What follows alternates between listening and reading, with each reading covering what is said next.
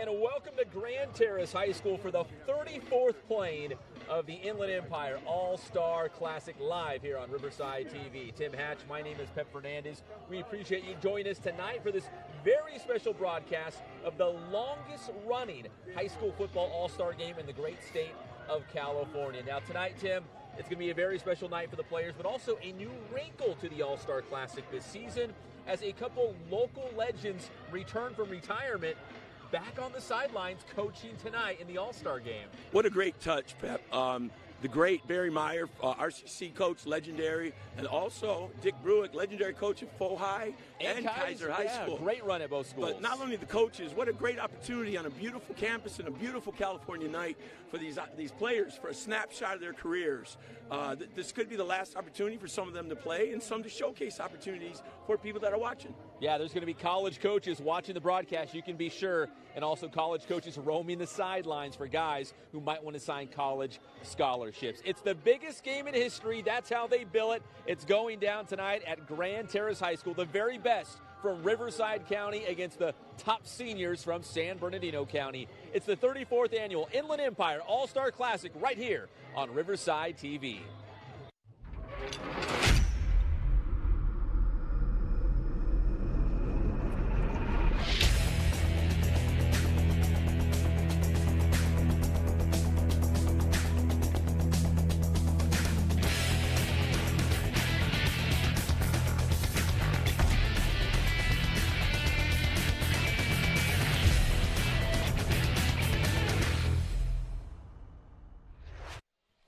This is a live look at Grand Terrace High School as we are set for the 34th annual Inland Empire All-Star Classic. San Bernardino taking on Riverside County. And my name is Pep Fernandez, joined by Tim Hatch. And Tim, we're kind of like right on the border between the two counties. So there's going to be a nice blend of fans from both sides because we're centrally located so everyone can pile in here and check out a great all-star game. I know it's incredible. We have players from as far down in Riverside County as you can go, Great Oak, all the way up to Oak Hill and Hesperia area, and a mix of all the above here celebrating this great night for football in the Inland Empire. We appreciate you tuning in to Riverside TV tonight. It's going to be a fantastic game. It's going to be the Riverside County All-Stars wearing the red uniforms. They will receive, looking good in those Kin Sporting Goods Adidas unis, and it's San Bernardino kicking off wearing the blue uniforms. Kicking off for San Bernardino County from Yucaipa High School, wearing number 14, Cameron Beard. One of the deep backs is Tyler Kinslow from Centennial. Had the great fortune of seeing him play this year. Fantastic running back. Great speed, representing Centennial, like I said. Yeah, between Kinslow and Octavio Cortez, they had a great 1-2 punch in that running game for Centennial High School this past season. Also back, it looks like it's number 21 for the Riverside County All-Stars. And if I'm correct, as we get to know these guys throughout the course of this game, I believe that's number 21, Ashton Othament from Notre Dame High School. And here we go. Beard is set to kick off for the San Bernardino County All-Stars, coached by the legendary Dick Bruick. He's countered by Barry Meyer. Othament's going to field it around the 1, but they're going to bring it out because – Tim, because this is an all-star game, we want to have fun, we want to see a lot of points, and we want to come out of this healthy. And we don't want to see any injury, so there will not be any running the kicks back, the punts, those sorts of things. Not going to rush the kicker because we're trying to get everyone out of here 100%. And speaking of injuries, how about the great Jim Clover behind the scenes again this year from the Sport Clinic, putting on another fantastic show. Well, of course, we don't want to see anyone injured, but if that was the case, we got like the entire Sport Clinic staff here, so they'd be in good hands. I might go see him later on for a little rub down in my leg. And the Riverside County All-Stars will start from their own 20-yard line, and that's how we begin the 34th playing of the Inland Empire All-Star Classic. A little trickery on the very first play of the game, hauling in that pass deep downfield. That's going to be number 6, Tyler Mosley, out of Notre Dame High School. So the very first play of the game, Barry Meyer's Riverside County All-Stars dip deep into the playbook, and it's Mosley on the touchdown. Goes for the double pass to Damian Williams from Grand Terrace, who threw a bullet.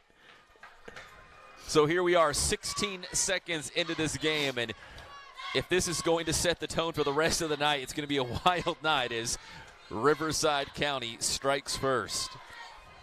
80 yards on the touchdown.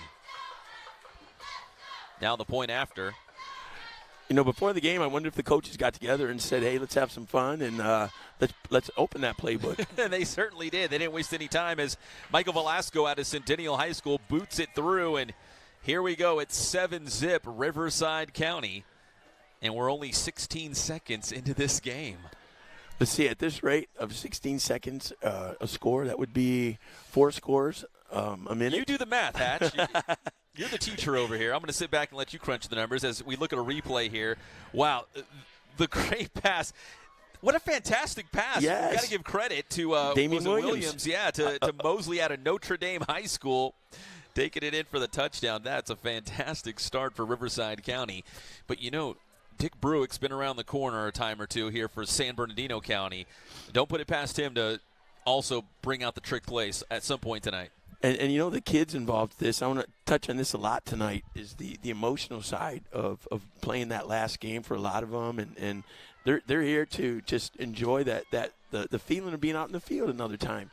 Think back to all the 2 days and early morning practices and the weight room and when their friends were all out at the beach or whatever. And this is a celebration today. It's an incredible event. So the kickoff, Velasco out of Centennial High School, kicking off to the San Bernardino County All-Stars. Let's see what they do on their first possession of the game following this kickoff. Big kick by Velasco, sails into the end zone, out the back of the end zone, and the San Bernardino County All-Stars will be coming out here from their own 20-yard line. And here's, again, that replay. Check out a big block at the top of your screen. Buys a little time for Williams, and there is Mosley. Great effort here to shake off that tackler as well, Hatch. Yeah, showing a little missability there. That's our word of the day. Missability. It's a word coined by the great Cullen Holt. Missability? Is that his word? He says it's your word. I'll take credit for it. Either way, it's a great word. Miles Herrera out of Redlands East Valley, your starting quarterback here for the San Bernardino County All-Stars. Herrera trying to go to the side of the field, incomplete. He was taking a look over there at number 20, Damian Williams.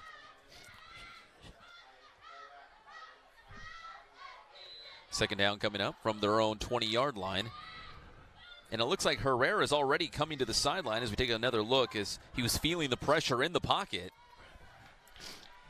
Looks like Herrera is going to come to the sideline, and all of a sudden they're going to roll out Zane Scarborough out of Jurupa Hills. So 2 plays, 2 different quarterbacks, maybe part of the plan. Maybe Herrera took a little pop on the end of that throw. That was great coverage, too, by Davin Wilson from Rancho Verde on the corner there. Oh, Rancho Verde's got some cover guys, that's for sure. So Scarborough from Jurupa Hills now in at quarterback as Herrera looks on from the sideline. Keep an eye on Andrew Kelstrom out of Aquinas, lined up on his right hip. Scarborough a lefty, and that is blocked. That pass, it's going to be incomplete, but a great effort there by Riverside County to break into the pocket. Jaleel Holmes out of Moreno Valley getting his hands up there and blocking the attempted pass by Scarborough. Brings up third down, 3rd and 10. Now, if he keeps switching quarterbacks, this could be a thing like the Brewers pulled on the Dodgers when they started a reliever for 1 inning and then or 1 batter and then switched him out. To throw him off, right? Yeah. Great job there by Jaleel Holmes out of Moreno Valley. So 3rd and 10 coming up for the San Bernardino County All-Stars here at Grand Terrace High School. Herrera back in at quarterback as they're platooning the QBs early on. Herrera feeling the pressure, flushed out to his right, throws deep downfield, and it's nearly intercepted. Great effort there by the Riverside County All-Stars. That's Davin Wilson again. Davin Wilson. So now we're facing 4th down. Outruns Beard out of Yucaipa High School. He's on to punt here. So the Riverside County All-Stars defensively doing what they need to do here on the opening possession for the San Bernardino County offense. And there was great pressure put on by number 47, Kristen Pierre from Heritage on that play, flushing Herrera out of the pocket.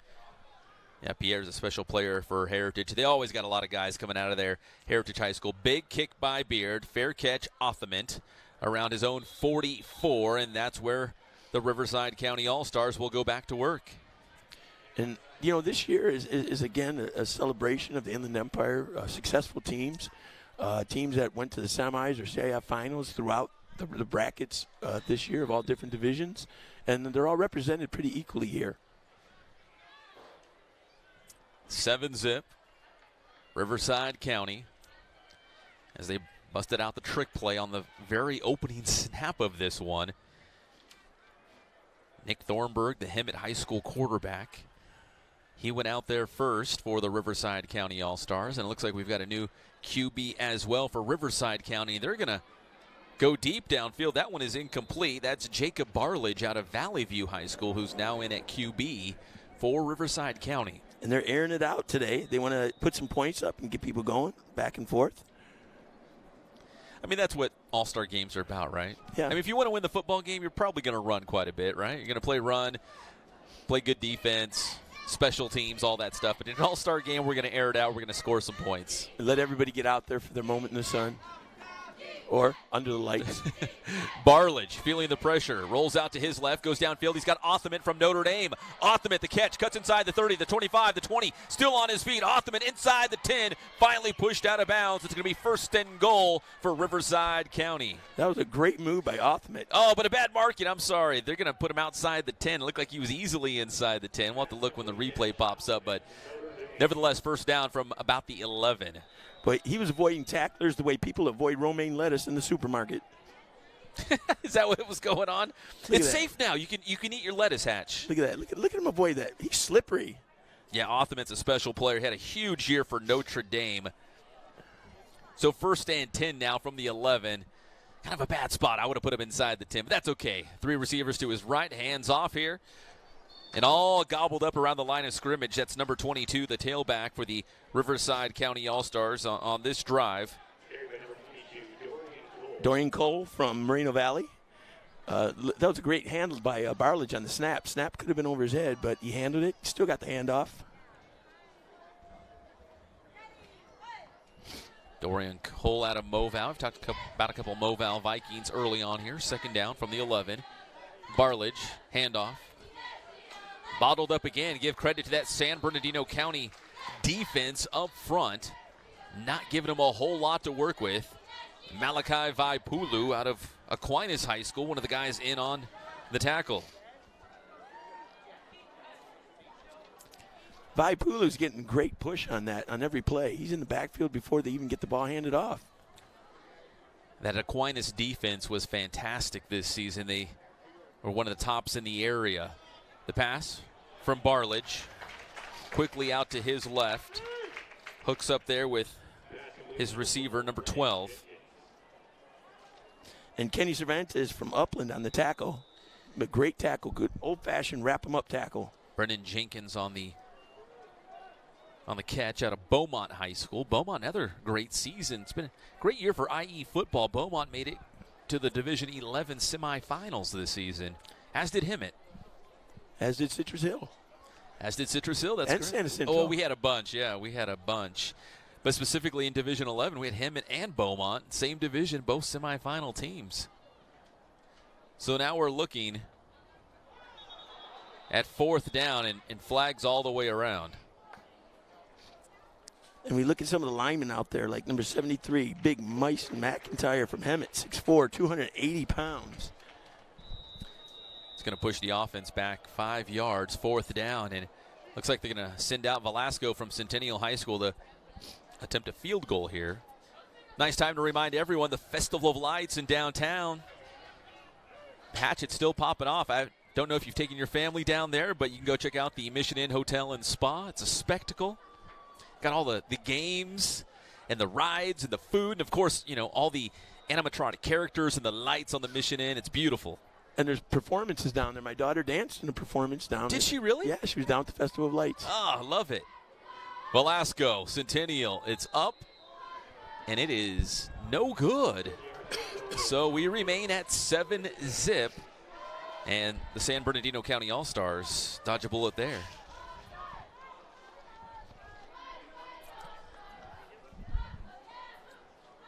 Yeah, my daughter was down dancing at the stage on Main Street between 9th and 10th, over by the Chamber of Commerce, Ferguson Dance Center, among several performers. They bring youth groups out on the big stage there. Oh, that's very cool.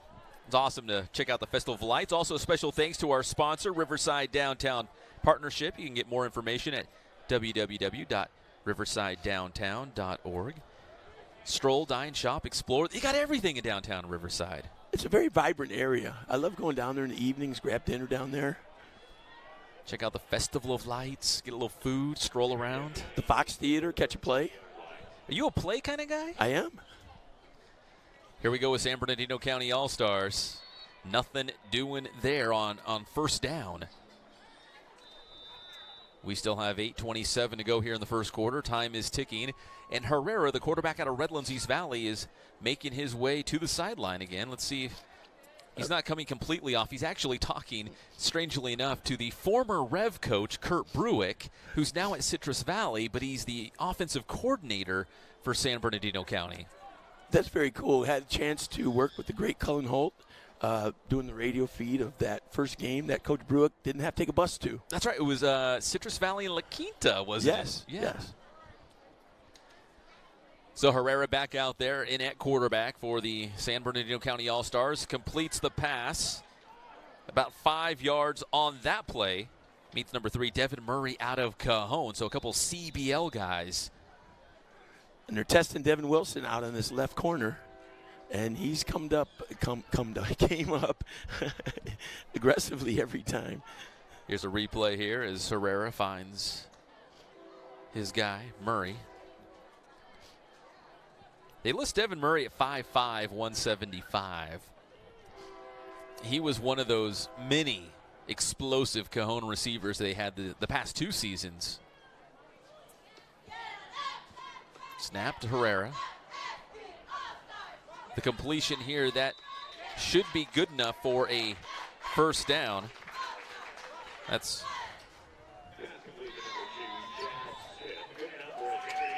number 2 for the San Bernardino County All-Stars. The rosters were changed today, so that's why we're kind of figuring out who is who. Hatch, you have the one that we were sent yesterday, right? Do you have a number 2? I don't have a number 2 on my roster. I have Chad Smith from Apple Valley. Let's do it. Chad Smith out of Apple Valley. 5'11", 185. First down, San Bernardino County. Riverside goes to man coverage.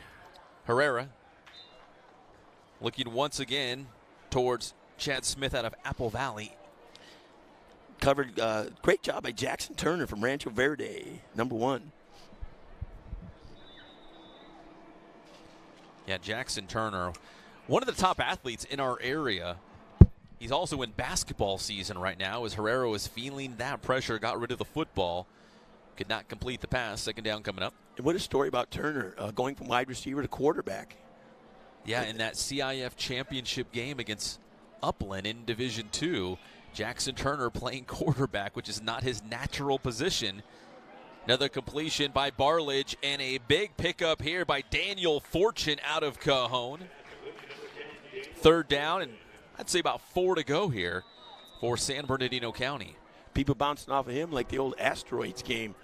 He runs hard, runs low and hard. Yeah, Daniel Fortune really burst onto the scene last year at Cajon. If you follow football in San Bernardino County, Fortune did a little bit of everything for head coach Nick Rogers and the Cowboys. Would you say that Fortune is rich in talent? Good Fortune, Daniel Fortune. Oh, we got a guy jumping on third down. Offsides. And that should be a first down for Riverside County. That's one way to do it. 7-zip, Riverside County still on top with 5:51 still to play in the first quarter. Again, it was that bizarre trick play to Mosley from Notre Dame, as you can see offsides. That was number 26, Jalil Holmes out of Moreno Valley. The opening play of the game, when emotions are running high, great play. Damian Williams throws a double pass for a touchdown. Herrera Throws it out to his right. The catch, and it's going to be close to another first down for the San Bernardino County All-Stars. That was number 15, Keelan Woods, who was a great tailback for Indian Springs and head coach Ed McMillan, but really just a great athlete. Just put the ball in his hands, and we're seeing him now play a little receiver as well. As we can see, Herrera looks to his right, quickly got rid of the football, and just in time as he is feeling that pressure, and Keelan Woods will take it out to close to a first down. They're going to put him a little bit shy. Second down and short coming up. That was a tough throw by Herrera with Kevin Foreman from Centennial in his face. You never want a Centennial Husky bearing down on you. They're too good. Into the game for San Bernardino County at tailback, Andrew Kellstrom. Again, one of those Aquinas Falcons. The handoff. This one's going to go to number 8, which should be good enough for a first down. Malachi Harrison out of the Kook, Rancho Cucamonga. And that whole pile got moved there. And we're running the football a little bit. This looks like a traditional football game here. Run that football, get the first down. I don't know if you saw number 73, A.J. Sorum from Citrus Valley, 6'3", 294 pounds. His helmet came off. Was he the guy with the big flowing hair? There he is. I used to have hair like that. You never did. Back in the 70s. Me and Fabio. I'm sure you did. Actually, true story, though. You showed me a picture of you when you were in the Marines, right? Air Force. Air Force, that's what I meant. Thank you for your service. But you look like John Cena, the wrestler. That's a true story. Still Herrera, do. Downfield in a big hit by the Riverside County All-Stars to break up that pass. Michael Hollis from North. Yeah, Michael Hollis out of J.W. North breaking up that pass. He lowered the boom on that receiver, but I think they might get a yeah, there's a flag on the play. Hitting him up high. The intended target was Xander Witt out of Apple Valley.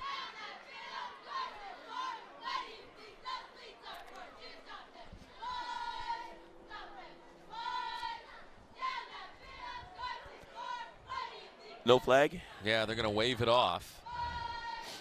They're going to say that was some clean contact.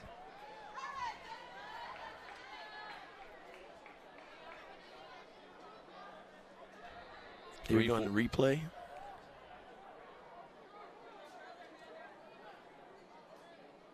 It was almost as if the receiver was leading in with his helmet as opposed to the defender coming in, going for that helmet-to-helmet contact. And it's pretty hard as a defensive back to pull back at some point when you're committed to a play. I noticed that's been the focus all year on protecting players and tackling correctly. Big run up the middle. A couple yards on the play for San Bernardino County. Once again, that's number 8, Malachi Harrison out of Rancho Cucamonga. Jaleel Holmes again from Reno Valley on the play, making the tackle. You know, I see Coach Bruick over here on the San Bernardino County sideline. He's hard to pick out as the coach. He just has like a hoodie on. He's got jeans on. He's got a helmet. I said, Coach, why do you always wear jeans on the sideline? He said, 'cause I'm going to work. That's what I wear when I go to work. I wear jeans. Punch that clock, grab your lunch pail, go to work. Pass incomplete by Herrera on third down. So here comes fourth down. And Tim Hatch, my question for you is, it's an all-star game. Do you just go for it? I say yes. Why not? Look where you're at. You're on their side of the field. Why not? We have a team full of all-stars. Let's get after it.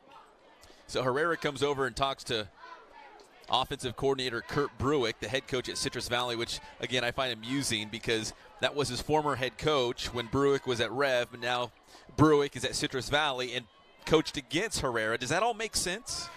That would be so emotional for the player especially and the coach. I love that dynamic, though. Yeah. So fourth down, they're going to go for it. 2 receivers to the right, 2 to the left. Herrera, he has his man, and it's going to be good enough for a first down and a couple more. Daniel Fortune out of Cajon turns upfield, and he gets that first down as he finally pushed out of bounds around the 30-yard line. As we take another look, Herrera, there's Daniel Fortune, gets up the sideline, good enough, gets close to the 30-yard line.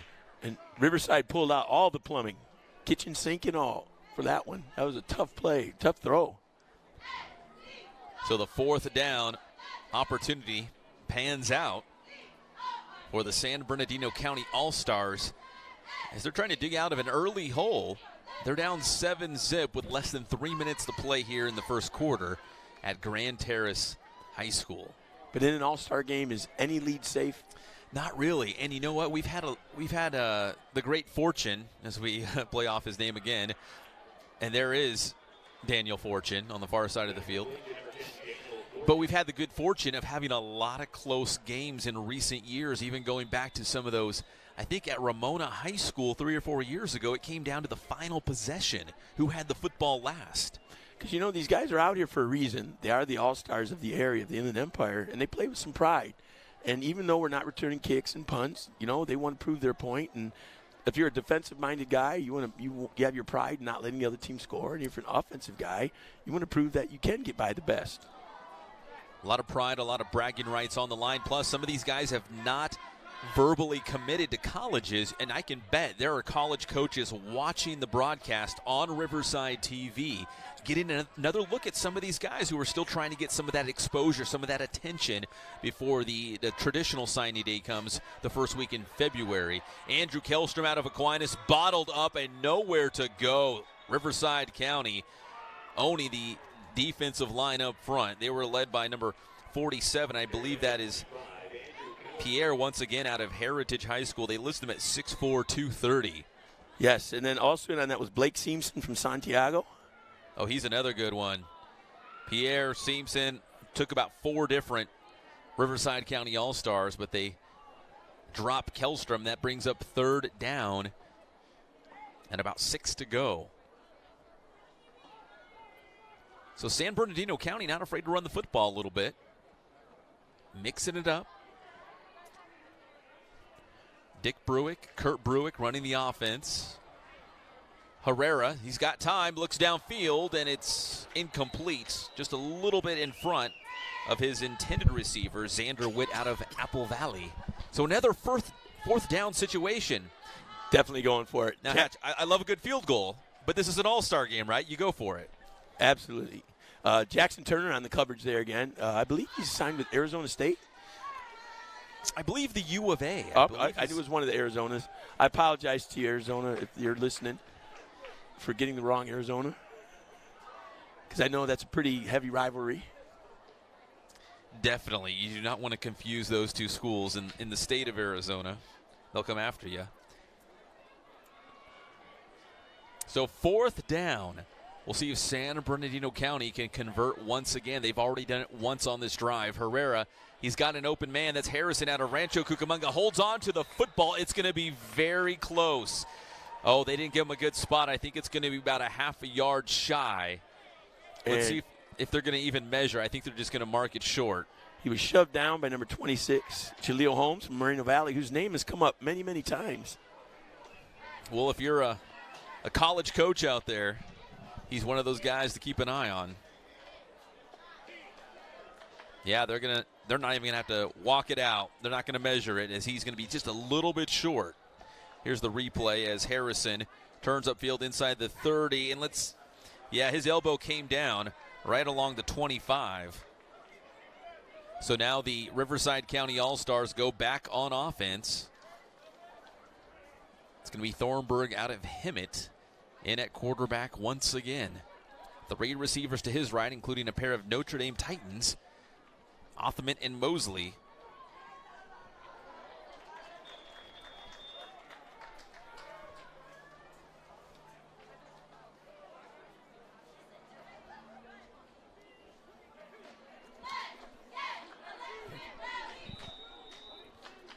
You know, we don't give enough credit out to these linemen, too. There's some big hosses out there. William Smith from North at 5'11", 274. So now 2nd down for the Riverside County All-Stars.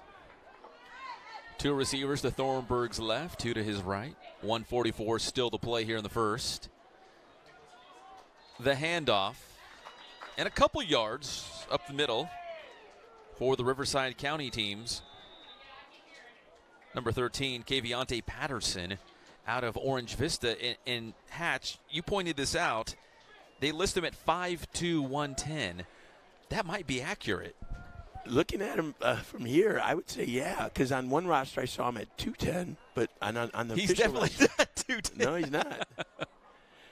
And he looks like he'd fit right in the hip pocket of one of those linemen. Oh, Patterson was so good for Coach Zomal in Orange Vista this season as they made it all the way to the Division 13 section finals. Thornburg, feeling the pressure, gets out of the pocket, scrambles up the middle across the 35 to about the 38-yard line, and that should be a first down. A great run by the Hemet Bulldog. And there's no slide from Thornburg there. He took it like a man.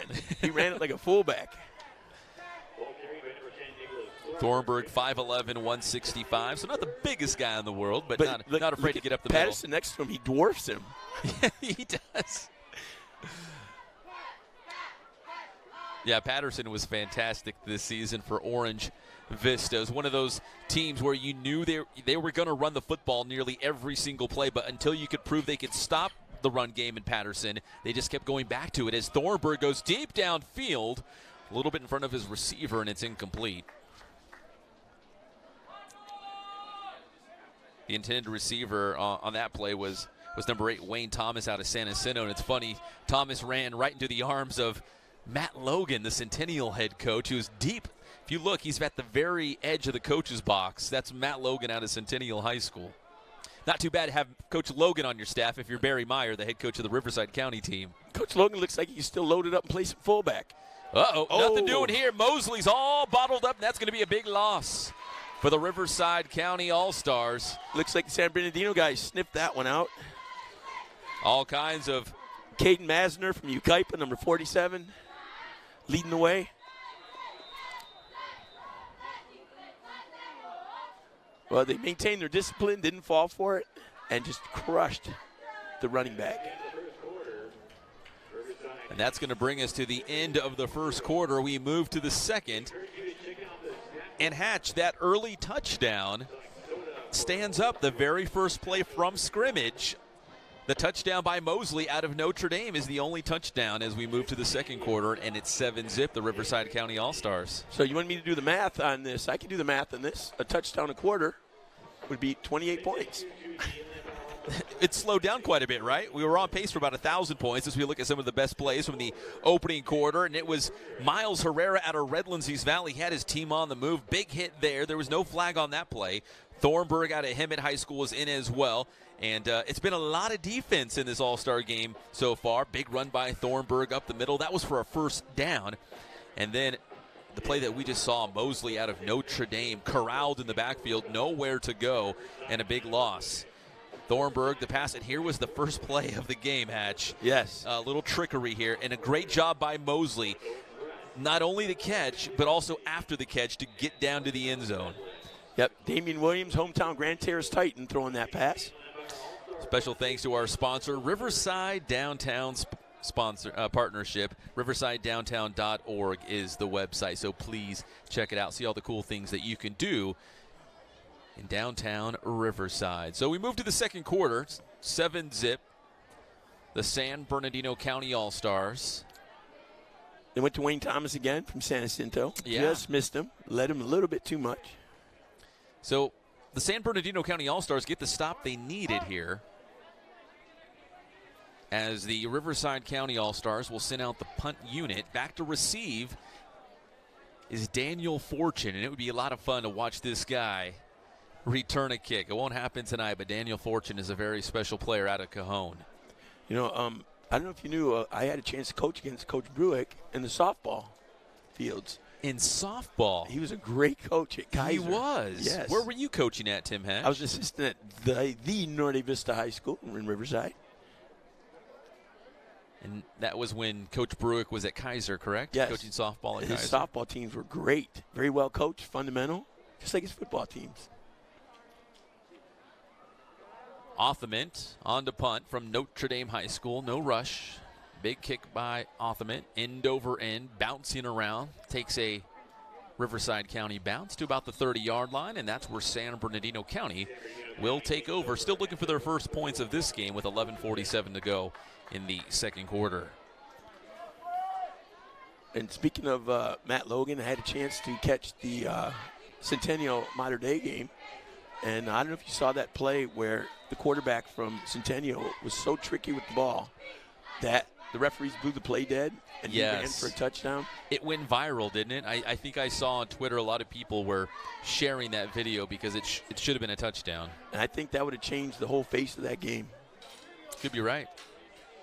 So from the 30, San Bernardino goes back to work. The reverse, and it's Daniel Fortune out of Cajon across the 40 to about the 45. Finally pushed out of bounds. That's good enough for a first down. And Daniel Fortune, I believe we're going to be saying his name quite a bit as we move forward through the All-Star Classic. And Riverside pinned their ears back on that one. They were heading after the quarterback, and they were victims. They were hoisted by their own petard on that play. Keelan Woods hands it off to Fortune on the reverse. Big pickup there. So another first down for the San Bernardino County All-Stars as they mark the ball at their own 44-yard line. And I keep talking about the size of the line out there. Linemen, when I was playing high school football, weighed about 190, 200 pounds. You got 320-pound linemen out there running and pulling. We're living in a different world. Oh, some trickery Back here by the San Bernardino County All-Stars. Oh, and the catch, almost. That was a great job. That was number 12, Jesus Guzman out of Citrus Valley on the receiving end of that. And nearly a great catch on that trickery play. Number 3, Tyler Kinslow from Centennial back defending. The old double pass. Back at you. Man, you know what I mean? That was the same exact play that we saw Riverside County score on. So it's Herrera. Throws it out wide. That's number 3 for the Devin Murray. All-Stars. Yeah, Devin Murray from Cajon. Oh, and Guzman almost brought it down. Yes. Great job defensively by number 3 for the Riverside County All-Stars, Tyler Kinslow out of Centennial High School. Had a chance to see Guzman earlier this year. He was our Swiss Army knife player of the game. He did everything, offense, defense, for Citrus Valley this year. You can see why he's an all-star. Herrera met in the backfield and nowhere to go. He is brought down, and that will be a huge loss for the San Bernardino County All-Stars. Blake Seamson out of Santiago in first on the play. Check out the replay here. Herrera. Here comes the blitz and nowhere to go. Seamson first to the ball and brings him down. And there's our guy, 26, Jaleel Holmes, Moreno Valley again. So that's going to bring up 3rd and 29 from their own 31 now. So usually all-star games are high scoring. Got a little defense in this one. I think because we got some old school coaches. We got Barry Meyer. We got Dick Bruick. We're going to run some defense at you. And some outstanding defenders, too. Herrera's pass. Did he complete it? They're saying yes. He did. Great throw by Herrera up the sideline, and he hit number 28 for the San Bernardino County All-Stars. Tim Hatch, do you have a 28? I'm searching. And I do. Adam Vasquez out of Yucaipa. Kind of gets lost here on the sideline, but he did haul it in. But that's a 4th down, well short, about 12, 13 yards shy of the first down marker. So they bring on the punt unit back to receive for the Riverside County All-Stars. It's going to be, looks like Othament is out there, as well as number 13, Keviante Patterson. This ball's going up to Patterson, fair catch. He's going to bring it in about the 19, and that's where the Riverside County All-Stars will go back to work. I was trying to see who punted that. I believe that was Beard once again from Yucaipa. Cameron Beard. He's a 6-foot, 255-pound kicker. Wow. He's probably the first one down the field, right, making those tackles as well. Yeah. Great look at the Riverside County All-Stars wearing red, San Bernardino in the blue.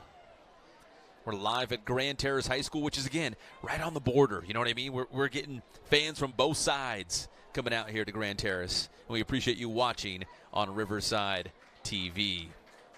The handoff up the middle, maybe a couple of yards there in on the play. That was number 2, Thomas Kinslow, the Centennial Husky. And then on tackle, Sean Norwood from Valley View. Oh, wrong team. Oops. I thought I'd be pretty slick and get ahead of you there. Second down for Riverside County. Another handoff to Kinslow. A couple more yards. So they're getting little chunks here, but now it's third down, and it looks like about 4 yards to go, And maybe 3. Kinslow was pretty amazing to watch in that fast break offense Centennial runs. Yeah, the running back position is crucial for Matt Logan in that offense. I know RPO is the popular thing right now, but the quarterback's got to make a decision, and that running back's got to be ready. The handoff from Barledge to Kinslow again. Somebody's got his shirt. Maybe that was a towel. That's going to be well short. That's going to bring up fourth down for the Riverside County All-Stars. So give credit to San Bernardino. Another big stop. That is his T-shirt that was pulled off. His undershirt, right? Yes. He's reaching around. He still can't find it. I think he's just going to rip it off. There's Kinslow. Who got a hand on it? Was that Vaipulu? Yes. I think it was Vaipulu out of Aquinas. And look, if you look in the backfield right now, Kinslow's got his shirt. It's all tore, and it's hanging behind him.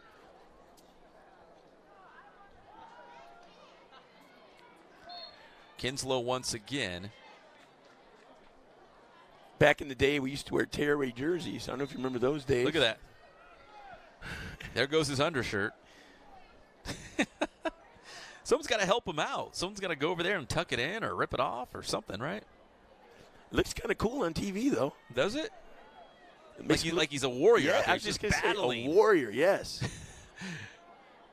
Barledge completes that pass. Reggie Retzlaff from Centennial. Yeah, a little bubble screen. Wow, Retzlaff. I had a chance to watch him in person a couple times. He's a former quarterback converted to receiver and just absolutely blew up, and Matt Logan's offense had a great year. He runs very precise routes. Has great hands. Definitely has a future as a receiver here. Barledge in at quarterback. Kinslow joins him in the backfield. 2 receivers to the right, 2 to the left. Barledge looks upfield. That's Jenkins from Beaumont High School with the completion here. And Jeremy Waymeyer from East Valley on the tackle. 7:20 to go here in the second quarter as we make our way towards halftime. And things have definitely slowed down from that auspicious beginning. Yeah, we thought we were on course for a 100-80 game or something of the sorts. Instead, all of a sudden, they flipped the script on us. We're playing some defense. Barledge joined in the backfield by Patterson this time. 2 receivers to the right, 2 to the left. Barledge looks upfield. He has his man. It's completed. That's to number 24 of the Riverside County All-Stars. Sean Norwood from Valley View.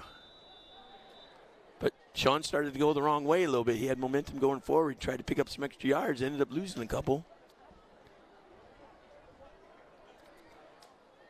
Barledge going to his Valley View teammate, Norwood here. And that's a program that's had quite a run of success over the last 3 years or so. Yeah, they hosted a state championship 2 seasons ago. From their own 46, Barledge, feeling pressure on his shoulder, rolls to his left. Here it comes. He throws downfield, and it looks like it was intercepted. There is a flag on the play as well.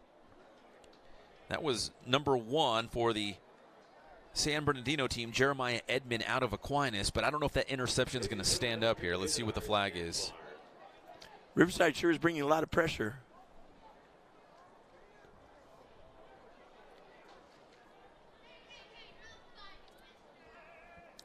Coming up at halftime, we're going to have a special performance by Callista Ray Tibbles. Colin, do we know what she's singing? We don't. It's going to be very special, though. I've been guaranteed. The referees in the white hat will talk it over. In fact, I think the referees are wearing All-Star Classic hats as well. I think those are All-Star Classic hats. But there's only one white hat. Oh, yeah, those are definitely All-Star hats. That's a nice touch here for the All-Star Classic. And that interception will not go down in the record books because it's nullified by the flag, and that'll give a first down to Riverside County. Here's a replay here as Barledge, again, remember feeling that pressure, moves to his left. Edmond from Aquinas gets to the football. But a flag behind the play brings up first down for Riverside County. Barledge, the run, the pitch to Kinslow. Looks like he might have hurdled the defender. Great run by Kinslow, the Centennial Husky. And I think Thomas Kinslow, someone actually helped him out because I don't see the undershirt just hanging around. There's Kinslow. What a great look on the sideline. Oh, yeah, he jumped over somebody. Wow. Should we point him out? No. Okay, we'll do it. Andre Guyden out of Fontana. That's who it was. But he went down low to tackle like he should, Yeah. and Kinslow hurdled him like he was running the 110-yard flat. Barledge pump fake goes to the end zone. It's incomplete. Coach Meyer and his staff not afraid to shoot for it all on plays, which is fun for an all-star game. Coach Barry Meyer from RCC, and of course Dick Bruick, as we had mentioned in our pregame open, coached at Faux High when they were the team in the whole country. They were the team, and then he went over to Kaiser and really put that school on a great foundation. And now Kaiser is playing for a state championship tonight. In fact, Tim Hatch, I'm going to jump on Twitter because San Gorgonio and Kaiser are both playing for CIF state championships right now. In fact, they're probably both at halftime by now up in Northern California. One of the things about a coach like Coach Bruick is even though he ran the wing tee for years, that was his bread and butter, he wasn't afraid to change and adapt to the changing times as far as offenses go. Barledge bottled up. He's brought down. Great play by the San Bernardino County All-Stars. That's number 48. Jeremy Waymeyer from Rev. Great job there. Again, defense kind of has been the theme tonight after that crazy opening touchdown. Waymeyer bringing down Barledge for the loss. And as an all-star, like you said, you have some pride in your position and what you've done. So I know these defenders don't want to see a 150 score or 100 to 80. So fourth down, they're going to go for it, and it's complete, and that's good enough for a first down. And he's still going. Finally brought down around the 10. Did that ball pop out? It did. They're signaling we're going back the other way with the San Bernardino County All-Star. So Wayne Thomas out of San Jacinto made a great catch, and Hatchie was probably fighting for a couple extra yards, and that's where the ball popped out. And sometimes that happens as you struggle for those extra yards and you try and pick up a couple. The ball is kind of floating around out there, and there was enough tacklers that one of them could just go for the ball instead of go tackle. Let's take a look at the replay here. What a turn of events here as Barledge hits the receiver. Again, that was number 8, Wayne Thomas out of San Jacinto, and the ball is ripped out. Who do we give credit to? Because there's a couple guys. Yep. Number 8. Number 8 for the San Bernardino team is the one that actually... Malachi Harrison from Rancho Cucamonga. Oh, he jarred the ball loose. Now San Bernardino County trying to get something going on offense. Herrera airs it out deep. He's got his man. It's Daniel Fortune all the way down to the 40 of Riverside County. The big pass play. And the San Bernardino County All-Stars are back in business as we get closer to halftime here, trying to find the equalizer. What a tough throw to get it over Tyson McDonald from Roosevelt back at safety. And just he squeezed that into a postage stamp. Under pressure, too. Look at the replay. Herrera steps up, shows off the big arm, and hits Daniel Fortune in stride. Down to the 40. Live update from Northern California from Sacramento. And San Gorgonio is trailing Rio Linda 28-14 in the third quarter. We'll bring you a Kaiser score as well. Herrera, pass a little bit short, brings up second down. And we had another guy whose T-shirt's ripped and hanging out there. He's going to fix those. No, that's not Fortune. Who is that? Devin Murray from Cajon. Oh, it's another Cajon guy. And number 12, too. Is this a flag football game? Looks like we got flags hanging out there. The way those T-shirts are being ripped. Maybe they should get better T-shirts. Also another update here on Kaiser. They're playing at Wilcox in Santa Clara. And they are trailing 27-13 at the half. Herrera dumps it off to Kellstrom out of Aquinas. He's got some blockers, the 40, the 30, the 25. Kellstrom down near the 20-yard line and another first down for the San Bernardino County All-Stars. Hatch, they're finally get the offense going here on this drive right before halftime. And a great play, a great block by number 13, Xander Witt from Apple Valley at the end of the play, tying up the corner on that side. 3:18 and counting here in the second quarter, but the first sustained drive for head coach Dick Bruick and the San Bernardino County All-Stars. And, you know, it's got to be tough because they can't use too much trickery to learn these plays. Just a basic screenplay. Look at the size of those guys leading out in front. Great block by 13 right there. Let's see that. That's your guy. Is that the guy with the long hair? I know you've already picked out your favorite guy. Because I used to have hair like that. The left tackle over here. Matthew Brandstetter from Citrus Valley, number 58, 6'1", 306. Herrera to Keelan Woods. He's a special guy inside the 15, the 10. Keelan Woods still on his feet and goes in for the touchdown. Keelan Woods out of Indian Springs gives San Bernardino County their first touchdown in the All-Star Classic. And what a tough throw here. Herrera throws this off his back foot, Matthew Stafford style. Because he's under pressure and he's falling back, and he still gets that with enough force and oomph onto it. So with 2:34 to play before the half, Herrera to Woods on the touchdown. Here comes the extra point to even this one out. Kellstrom runs back out for the extra point. Cameron Beard out of hashtag Yucktown, as they call it, Yucaipa. Kick is up. They don't rush the kicker, and that one is good. So we are all even now at 7 apiece. And if I could touch back to the whole Bruick thing, coaching the Rev kids, and the irony of seeing them here in an all-star game. I was at a school in Michigan, and I helped. We built a new school, and I helped design the school, the gym, the whole thing, pick school colors. And then the first time we played, I got hired by a different school. And the first time we played them, I was coaching the wrong team.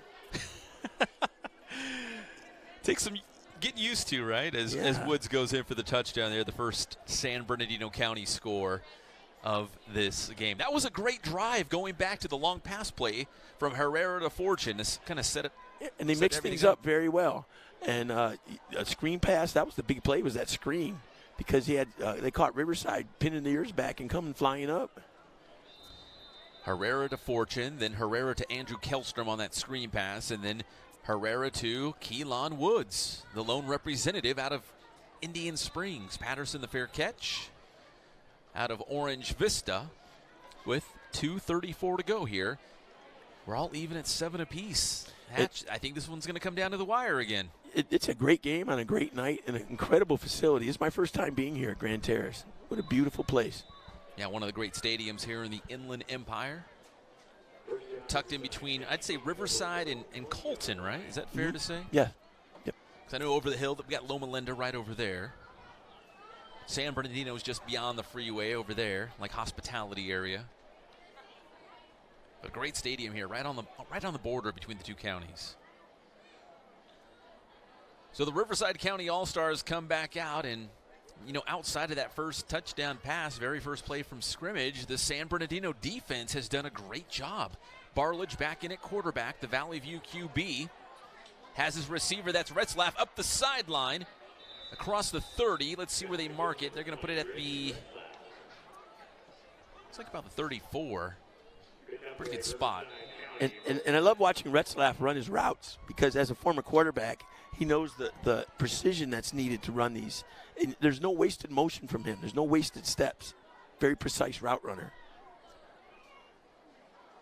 Barledge feeling some pressure, and the ball is shard loose. It's recovered by the Riverside County All-Stars, but a great job by San Bernardino's. I believe that was number 39. They got his hands on the football. Alejandro Navarro out of Don Lugo.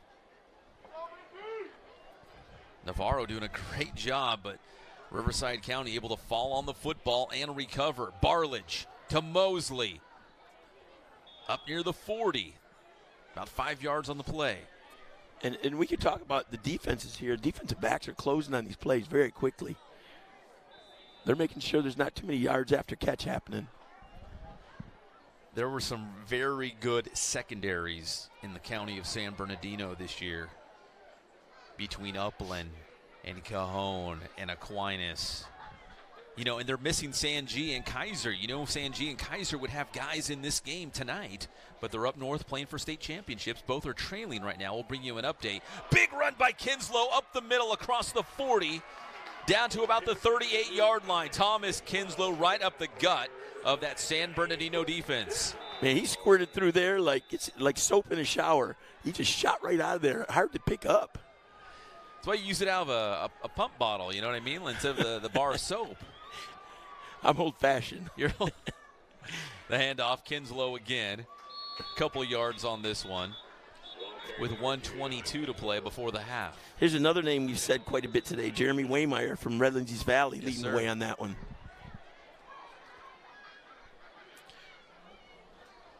Here's the replay. Barledge hands it off to Kinslow. You know, if you got a Centennial running back in this game, you got a chance. They're like, you know what they call USC tailback U? Yeah. Centennial just cranks out the tailbacks. And how about the linemen that are there popping, breaking those holes open? And I keep talking about the beef and the big guys and how quick they are. They're agile. And back in my day, a 230-pound guy was big. And, you know, right now, 230 pounds is kind of a undersized linebacker. Great look at Grand Terrace High School. A fantastic crowd and a big audience online as well, watching on Riverside TV. And remember, this game will live forever, so you can take this link, you can share it to your family and friends, especially those that might not live here in the city of Riverside or the Inland Empire for that matter. Check out some of these great players and send them to colleges too. College coaches would love to see this game. The completion by Barledge, just a couple there, brings up third down. We'll see if the San Bernardino County defense, Tim Hatch, can bow up here on this, what looks to be maybe the final possession of the first half, and keep this game tied as we go into the break. And that's Wayne Thomas again from San Jacinto, 6'6", 195. Great size for a receiver. Barledge to his right. There's Retzlaff out of Centennial behind the screen to about the 25. That's going to be a first down as they inch a little bit closer. Who knows? We might have a field goal to take us into the break. Yeah, you know what's impressive, too, about Retzlaff is you never see him get hit hard. He slips through the gap there, and he gets brought down, but you never see a guy get a full running tackle at him. He's a big guy, too, 6'2". Barledge goes to the end zone. He's going to air it out, and it's broken up. Good job defensively by San Bernardino County, patrolling very deep into the end zone. You can see they tried to throw a jump ball here for a 6'6", 195 receiver, towering over them. Yeah, Frankie Macias out of Oak Hills just got his hand enough just to obstruct the receiver just enough to break that pass up. 38 seconds on the clock. 38.3 to be exact.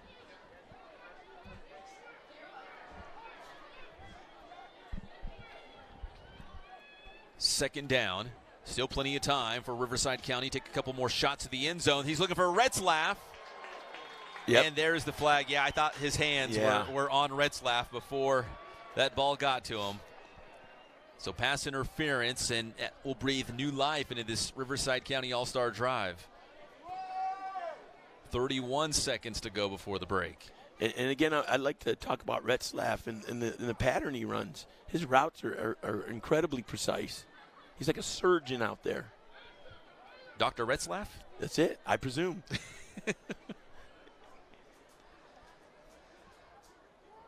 So pass interference in Riverside County with 31.5 seconds left, which seems like an eternity now before we get to halftime. They will have a couple more opportunities to grab this lead before we hit the half.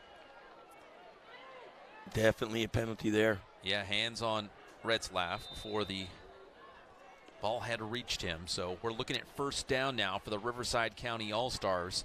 Just outside of the 10, they're going to mark it about the 12-yard line. So they can still pick up another first down before the end zone. Barledge almost has this pass intercepted. Great job there by San Bernardino County's big number, I believe that's 46 down there. That's Eddie Chang out of Citrus Valley. Well, hit him right in the chest. That would have been a big defensive play.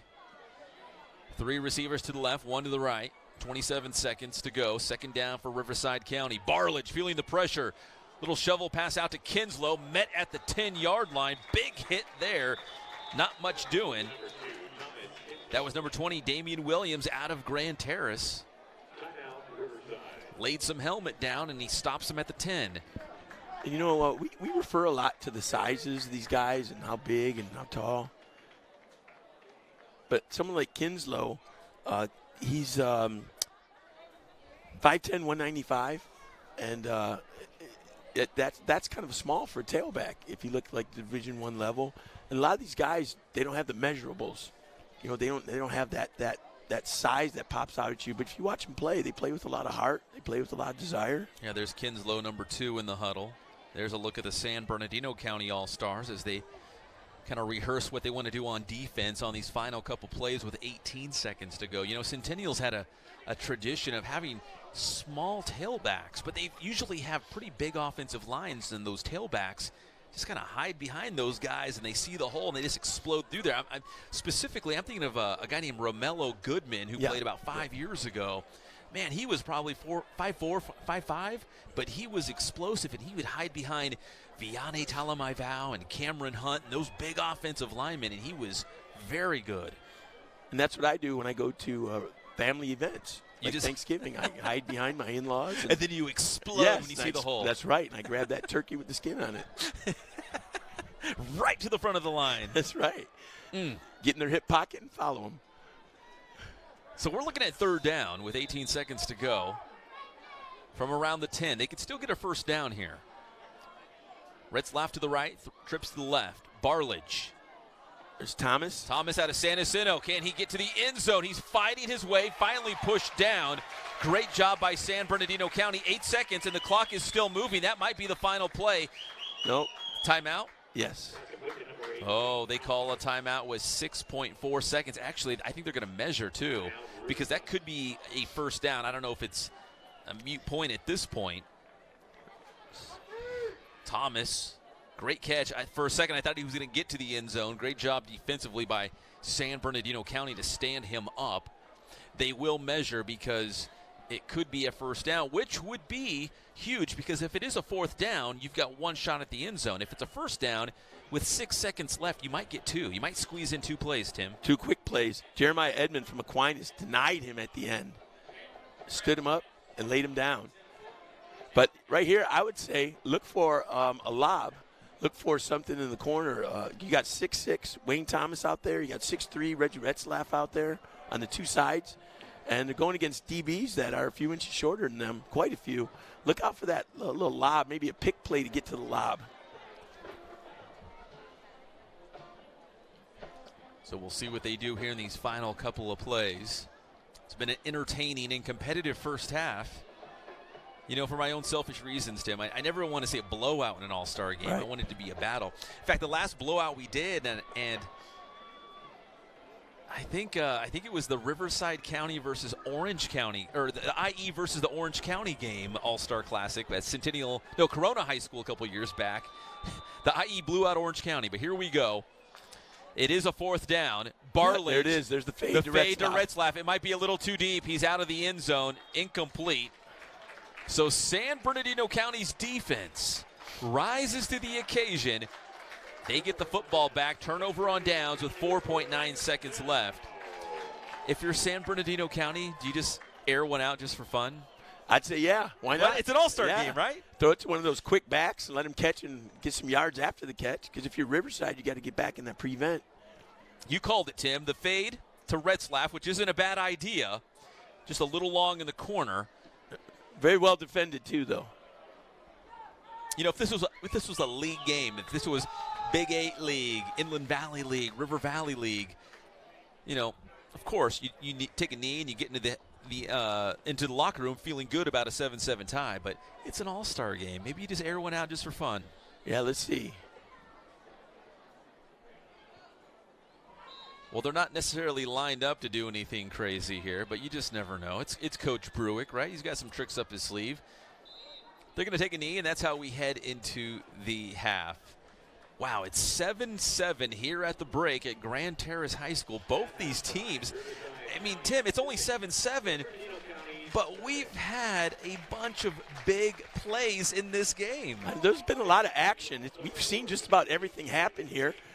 We've had almost interceptions, fumbles, block plays. And here we go as we look at some of the top plays. You know, again, the theme tonight has been the defense, but there has been some big plays. Keelan Woods on the reverse to Daniel Fortune out of Cajon High School. Big pickup there. And there's Miles Herrera out of Redlands East Valley. The double pass, Devin Murray from Cajon, deep downfield, but broken up. Nice play there by Kinslow out of Centennial to break up that pass. And then the other Kinslow out of tackle. Yes. His shirt was ripped all over the place, but he was still had some big runs coming up. The completion. The strip. And that was a big play to force that ball loose, as San Bernardino County defense has done well in the red zone, keeping Riverside County at bay. The deep pass downfield from Herrera to Daniel Fortune. That was the big drive. This is the scoring drive for San Bernardino County. The pass out to Keelan Woods. He'll take this one to the end zone. Keelan Woods ties the game at 7 apiece, and that's where we head into the break. Riverside County 7 and San Bernardino County 7. So, again, Tim, it's been an entertaining and competitive first half. We just don't have a lot of points to show for it right now. It's been a lot of bend, don't break defense. Yes. Yep. So some of the stars on defense, Jeremy Waymeyer from Rev, his name's been coming up over and over. Jaleel Holmes from Moreno Valley. Both these guys have been outstanding from the linebacker position. And but it's just been a fun game because we've seen a lot of things happen. So we are tied at 7. Mosley out of Notre Dame, the touchdown for Riverside County. And Keelan Woods out of Indian Springs High School, the one score for San Bernardino County. So we are tied at 7 here at the break at Grand Terrace High School on Riverside TV. We'll take a quick timeout as well. When we come back, we'll rejoin you live from Grand Terrace High School for the conclusion of the 34th Annual Inland Empire All-Star Classic.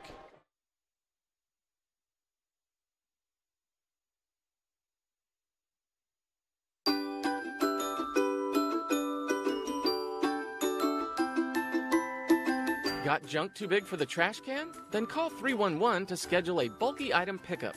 Riverside residents get 2 free pickups a year, but you gotta follow 3 simple rules. Bulky items must be curbside by 5:30 a.m. the day of your pickup, light enough for 2 people to lift, and the total volume can't be larger than 8 foot by 4 foot by 4 foot. If you got a lot of junk, check out our bulky item and e-waste drop-off events held several times each year. Bulky item pickup. Call us today and we'll haul it away.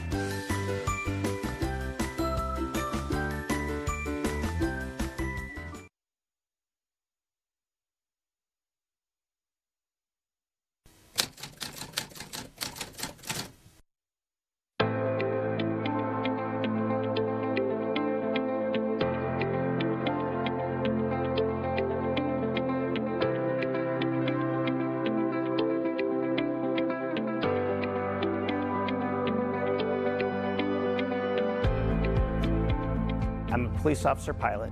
I've been with the city for a little over 10 years. I've always loved aviation and I've always loved law enforcement, so to be able to combine the two together, two of the things that I love the most.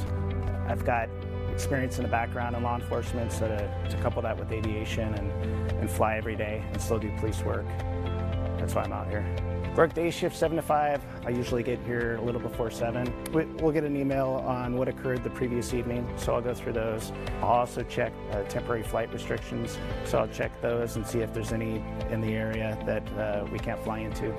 And then we'll go out and do a pre-flight on the helicopter. We'll walk around, check everything, make sure everything's functioning properly. And sometimes we're up for patrol. Other times when we're here on the ground, we'll respond to an incident. If a vehicle pursuit or a foot pursuit or something goes out, we'll launch for that.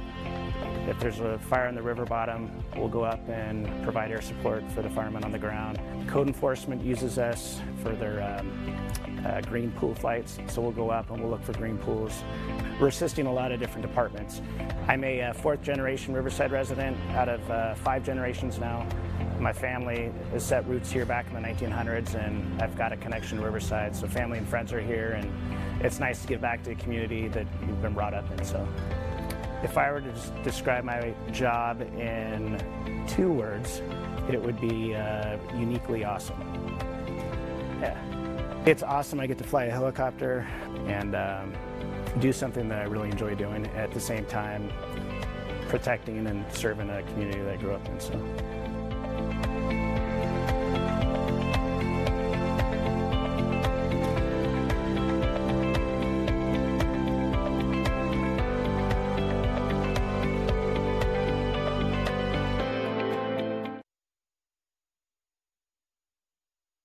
Los Novillos is a Mexican market located on Main Street, not far from downtown Riverside. The name means young male bull, which is typically used for its high-quality meat. Alberto Murillo is the owner. Been in the business for years and years, almost 20 years in the city of Riverside. And always, since I started working, I always dreamed like one day I'll have my own business. And since I'm being in Riverside for so many years, I said, well, this is a good opportunity. So I asked a couple friends, and my brother, hey, this is the opportunity of our life. Do we take it or not? And they're like, yes, go for it. The store features a good selection of fruits, vegetables, canned goods, meats, and seafood. There's also several kinds of cheese, salsa, and guacamole. Loyal customers who shop here say it's because of their fresh food and great customer service. I hike at Mount Rubidoux, and I go here every morning to buy fresh ceviche. It's a great market, and they're just gonna get bigger and better, so come shop here. Usually I'll come in here to buy lunch, but if I need anything for my house, any supplemental groceries, I come in here and I buy everything. It's fresh. Alberto says he trains his staff to treat customers like family. Mercedes Duran is one of his cashiers. Just asking with how are you doing, that makes a really big difference. And just being in a small market, you kind of notice who's who and what are they doing. Sometimes we'll even ask them, like, what are you cooking today? Are you doing spaghetti? Are you doing carne asada? Or, that makes a difference. Yeah. I wanted the people, when they came, I wanted to feel like welcome, like, oh, this is my house, like this is family.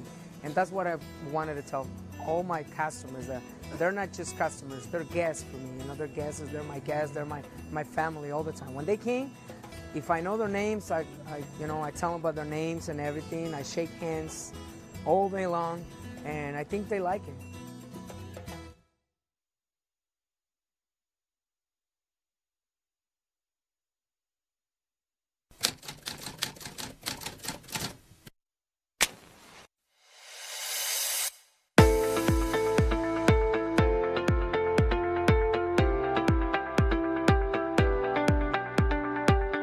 My name's Lovey Jung, and I work for the City of Riverside Fire Department. I've been here for about 7 years now, and I'm a firefighter paramedic on Engine 1. When I was younger, I actually wanted to be a firefighter, but I ended up getting sidetracked and went and played softball for the Olympic team in 2004 and 2008, and when I retired in 2009, that's when I decided I wanted to switch over to become a firefighter. Usually when I come in, the first thing I do is I check my personal protective equipment, and then I'll also check the medical equipment. Being a paramedic, I have to make sure all my medications are there and that my equipment's working properly, so that when we go on a scene to a medical aid, that everything's in working form and that we're professional on scene. If I were to describe my job in one word, it would be adventurous. Every day is different from day to day, depending on the training or the type of calls that we run. Some days we might go on more DUIs, or some days we might go on more traffic accidents. So every day that I come to work is going to be completely different from the day before and the next day. I get to work with a group of people that I enjoy working with and having that camaraderie that I missed from being an athlete. But now, being a mom, I want to be that role model for my daughter to, show her you can be independent and you can have a job that you want to work in, whether it's a male-dominated career or not. And I want her to understand that as she grows up.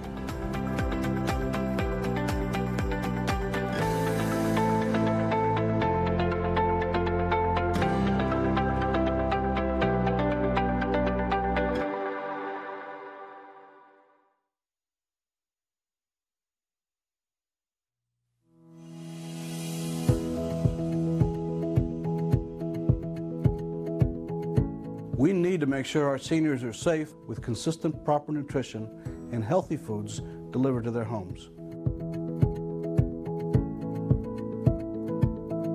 Elderly patients who do not have proper nutrition have a higher risk of irregular heart rhythms and sepsis.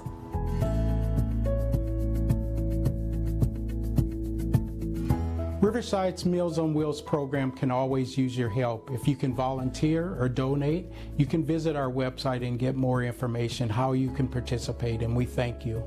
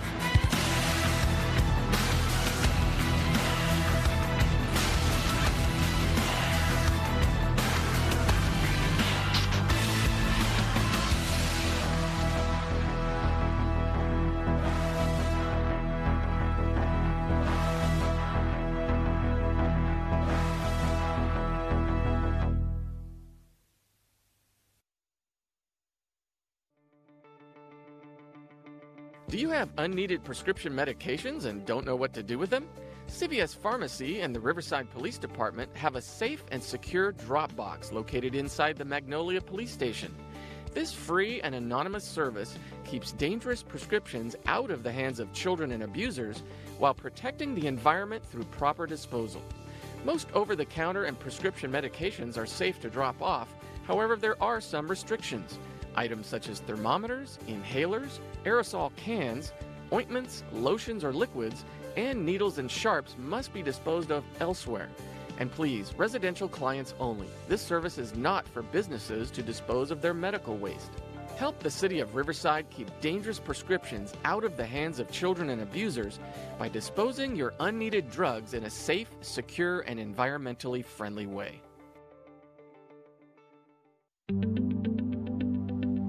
You might have noticed new traffic lights popping up around Riverside, and the Public Works Department wants you to see how they work. First of all, you'll notice the new left turn signals consist of 4 lights: a red arrow, a solid yellow arrow, a flashing yellow arrow, and a green arrow. So how does traffic flow work with these new signals? First, we have the left green arrow, which indicates you have permission to turn left, but oncoming traffic must stop. A solid yellow arrow indicates that the light is about to turn red, and you must be prepared to stop, or if you're already in the intersection, complete your turn when safe. A solid red arrow means you must stop. No left-hand turns are allowed. When the signal changes to a flashing yellow arrow, turns are still permitted, however, you must yield to oncoming traffic and pedestrians before proceeding with your turn. These new signals are being introduced nationwide and represent a safer and more efficient way to handle left-turn traffic at busy intersections. The City of Riverside encourages you to learn more about these new traffic signals, and if you have questions, call 311, Riverside's one-stop shop for answers.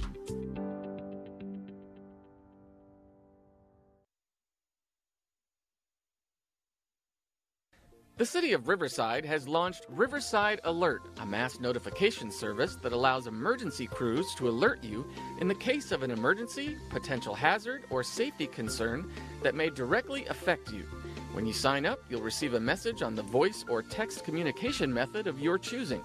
Here's how it works. Begin by creating an account on riversidealert.com.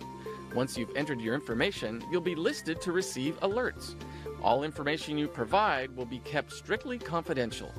Riverside Alert allows you to confirm that you've received an alert to prevent the same alert from coming through again.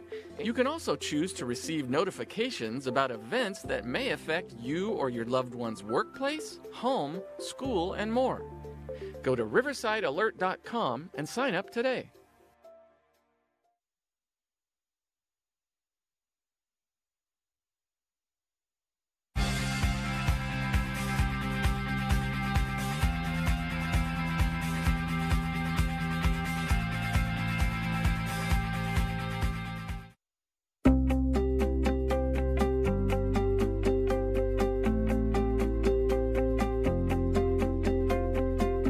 You see on the racks here and stuff are personal, you know, and I take a long time doing that, make sure, you know, there's lathe work and other stuff in there, and it's not just bandsaw cutting out and whatever.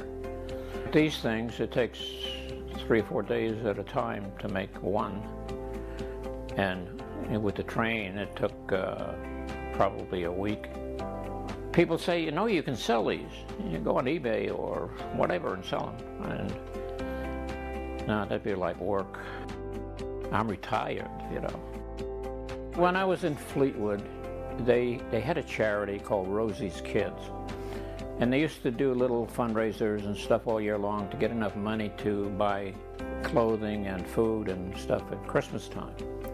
And so I suggested, well, maybe you could throw a toy in it too, you know, for the kids. One year we ended up with over 600 toys, and we gained somewhere 5,000 or more. I forget exact figure, but we helped a whole bunch of kids, families and stuff. I've been giving out toys for kids and charities and stuff for years, and I know when I was a kid, I had a stick, you know. I grew up in the Depression, so in Brooklyn. And that was tough, and I can remember that, and I didn't have anything, so I want to make sure that almost any kid I see, I give a toy. I do this in sort of on the side to give to kids and see what their reactions are. And I always tell them there's no batteries because they're always playing with the electronics. And tell them that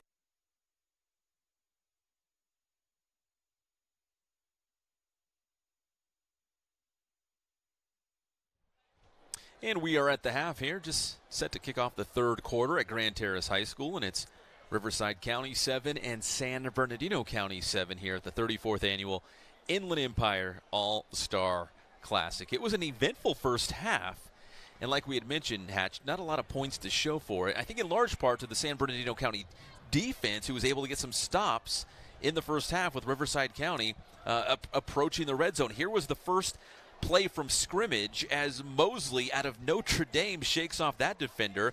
The double pass, and he goes in for the touchdown. That was, 16 seconds into the game. Velasco Centennial had an opportunity for a field goal, missed there, so it was still 7-zip. And then Keelan Woods out of Indian Springs late in the second quarter before halftime gets in for the touchdown, and that brings us to this, 7-7. That throw was so impressive by Herrera there. He had two guys in his face, and I liken that to Matt Stafford because of his arm angle, and he threw off his back foot but still had enough heat on it to get it to Woods so Woods could get the corner and turn it up for a touchdown. So we are set to kick off the third quarter. Once again, we appreciate you watching on Riverside TV. If you haven't already, give the City of Riverside Facebook page a like or subscribe to the YouTube channel. We'd really appreciate it. Good-sized crowd out here. I know a lot of people, you know, it's hard this time of year, right? There's holiday events going on. We have Sanji and Kaiser playing for state championships in Northern California. There's a lot going on, but there's a good-sized crowd out here at Grand Terrace. Yes, the Festival of Lights. There's basketball tournaments, there's TV events and plays, and there's such a vibrant area of different things to do with your life, but a great crowd today. By the way, at the Festival of Lights, Tim, don't worry, the mini donuts are back. They've got the mini donuts, which is always a crowd favorite. Yes. My daughter. You're kind of a foodie, right? I'm kind of a foodie. Yes, You're kind of a foodie. Absolutely. Yeah. My daughter, when she performed the other night down by Chamber of Commerce, we stopped for a hot chocolate and a churro. Oh, look at you. Sounds delicious right about now. We do love walking around Mission Inn and the different animatronic things. And one of my bucket list things is to spend the night at the Mission Inn. I've never done it before. You've never done it? No. We're a Motel 6 family, but see, what's hard is when you live here locally in Riverside and the surrounding areas, you know what I mean? When you live here, it's different. It's like you need to have a reason to go stay at the Mission Inn. If you're coming from out of town, which I had done once before I moved down to the Inland Empire, we were actually visiting and we stayed at the Mission Inn. But I think I've stayed there probably 3 or 4 times. I've heard rumors are that it is haunted. Is that what you've heard? Yes, I have. But I just know that it's a beautiful place. I'd love to spend the night there. It is on my bucket list. That and buying a Jeep. That's your bucket list? Stay the night at the Mission Inn and buy a Jeep. That's 2 of the items, and I wish not to share the rest. Here we go. Kickoff of the third quarter. It's going to be Riverside County kicking to San Bernardino County. Daniel Fortune out of Cajon fields it. But again, you can't run the kicks out. No kickoff returns, no punt returns, nothing of the sort on special teams. We'll keep everybody healthy and injury-free tonight at Grand Terrace High School. You know, something that tells me that there's a lot of pride out here, too, is when I see guys, little chippiness, a little talking after plays, tells me that there is some competitiveness out there. This isn't just a for-show all-star game. And again, there's a handful of guys who are likely playing their final high school football game ever. And there's a handful of guys who will go on to college, and maybe this is their opportunity, their showcase, to get some of that much-needed attention, to get a scholarship. Or there's a lot of things out there, preferred walk-on. I mean, there's a lot of different scenarios where guys can play at the next level. And Zane Scarborough will start the second half at quarterback out of Jurupa Hills for San Bernardino County. Scarborough, the lefty, airs it out downfield. He's got Daniel Fortune, and Scarborough took a big hit on the back end of that play. He aired it out just a little bit too wide. If he'd have thrown it up the field, Fortune had a couple steps on him on the defensive back. And it was Camden Carmen out of Riverside Poly breathing down his neck. Out comes Scarborough as he heads over to the sideline, and he's actually going to go back out. He was just talking to Citos Marinez. Marinez is the head coach for Jurupa Hills, and he's on the staff for head coach Dick Bruick. So at least you have that familiarity between Marinez and his quarterback, Scarborough. I had a chance to call their game early this year with the great Cullen Holt at Jurupa Hills, and he's a dynamic quarterback. He can run, he can throw. There's a little bit of everything. So Scarborough still in at quarterback for San Bernardino County. Second down, another pass play. That one's broken up. And Scarborough, again, takes a big hit in the backfield. As does the receiver. Before even seeing his number, I'm going to guess that was Pierre for the Riverside County All-Stars with a big hit on Scarborough. No, it was number 26 actually got there first. Pierre Jaleel was Holmes. in on the play, yes. Jaleel Holmes again. Holmes and Pierre, we've said those names quite a bit tonight. You know, we'll have an MVP award at the end of this game. Hatch, it wouldn't be too crazy to say it could go to a defensive player. Oh, absolutely. I mean, on both sides. We've had Jeremy Wehrmeyer from Rev on the San Bernardino side. We've had Jaleel Holmes and, just the slew of defensive backs that are out there that are playing great. So third down for San Bernardino County. Scarborough's out, though. He's joined in the backfield with Kellstrom and Keelan Woods. Here comes the blitz, and we're going to be jumping off sides.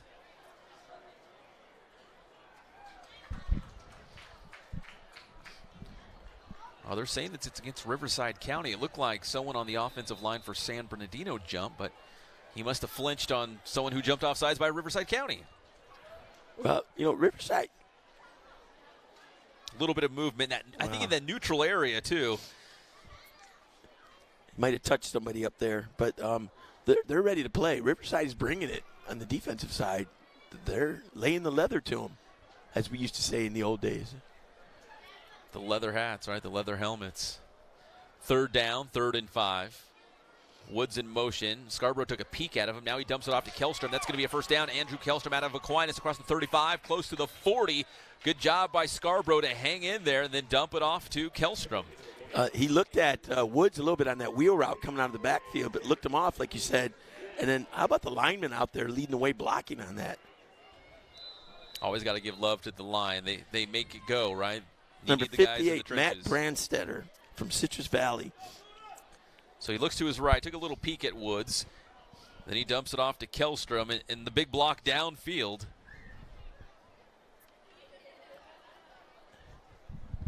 Even though Brandstetter didn't hit anybody upfield on that, he's 300 pounds running out there faster than I could run right now.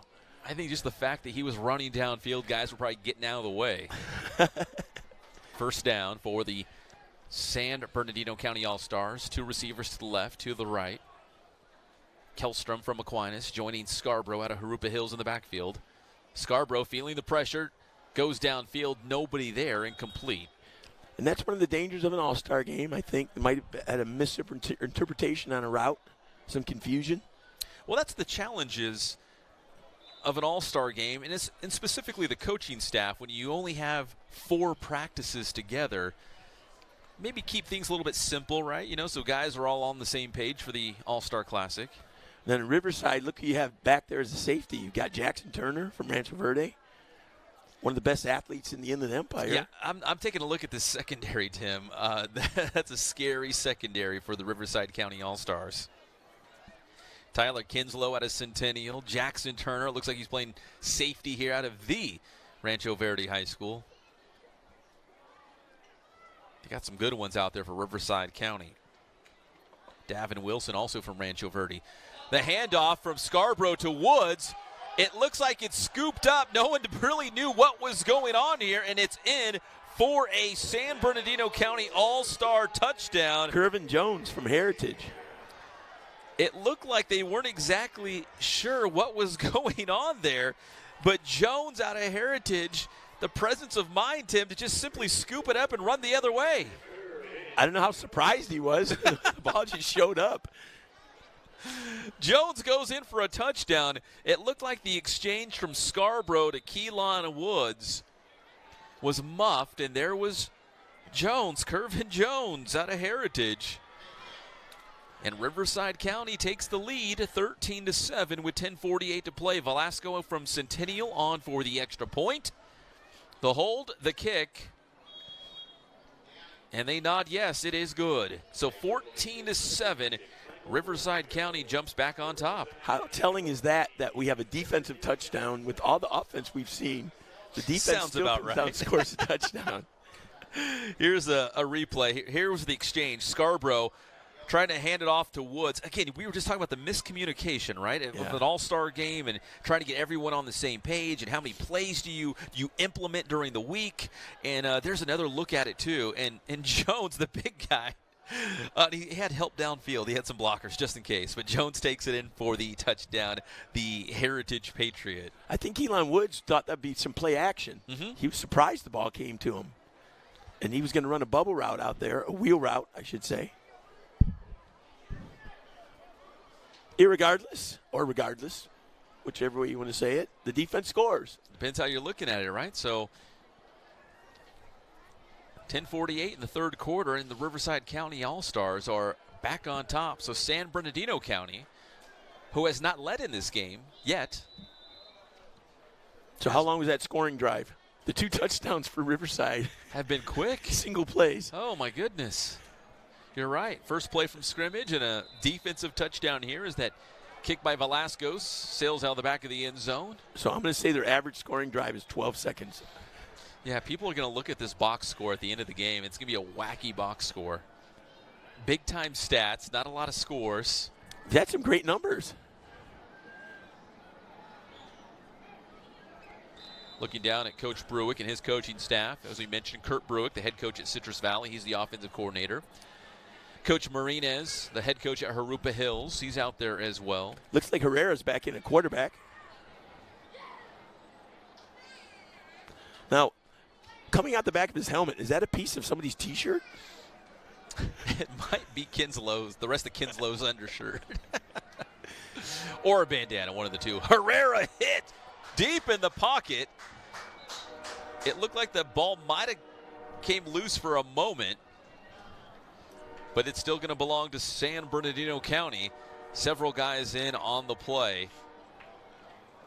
I tell you, Herrera's been very impressive on the way he stands in on these drives.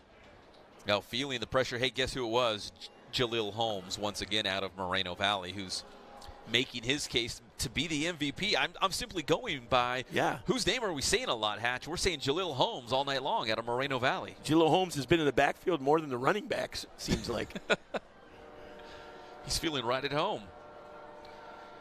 10:04 and counting here in the third quarter. 2 receivers to the right for Herrera, 2 to the left. Kelstrom on his right hip. Finds his man, completes the pass, turns upfield. That's number 2 for the San Bernardino County Chad Smith All-Stars. from Apple Valley. Yeah, these Apple Valley had a great season this year. As we would say, sneaky good in Division 5.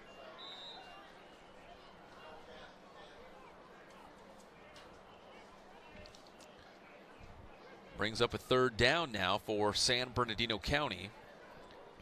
3rd and long after that big loss on the play by Jalil Holmes out of Moreno Valley. And you look at Herrera's listed at 5'11", 195, but he's just a warrior the way he stands in there. He's been hit several times today as he released the ball and even took that sack, but under pressure Herrera, again. Yeah, steps up in the pocket, can't get loose, and he's brought down once again. So the San Bernardino County team, they're trailing by a touchdown, but their defense continues to make big plays and keep them in this game. Here's a replay as Herrera was certainly feeling that pressure. Number 27, Kevin Foreman from Centennial. Both these defense going back and forth like prize fighters here.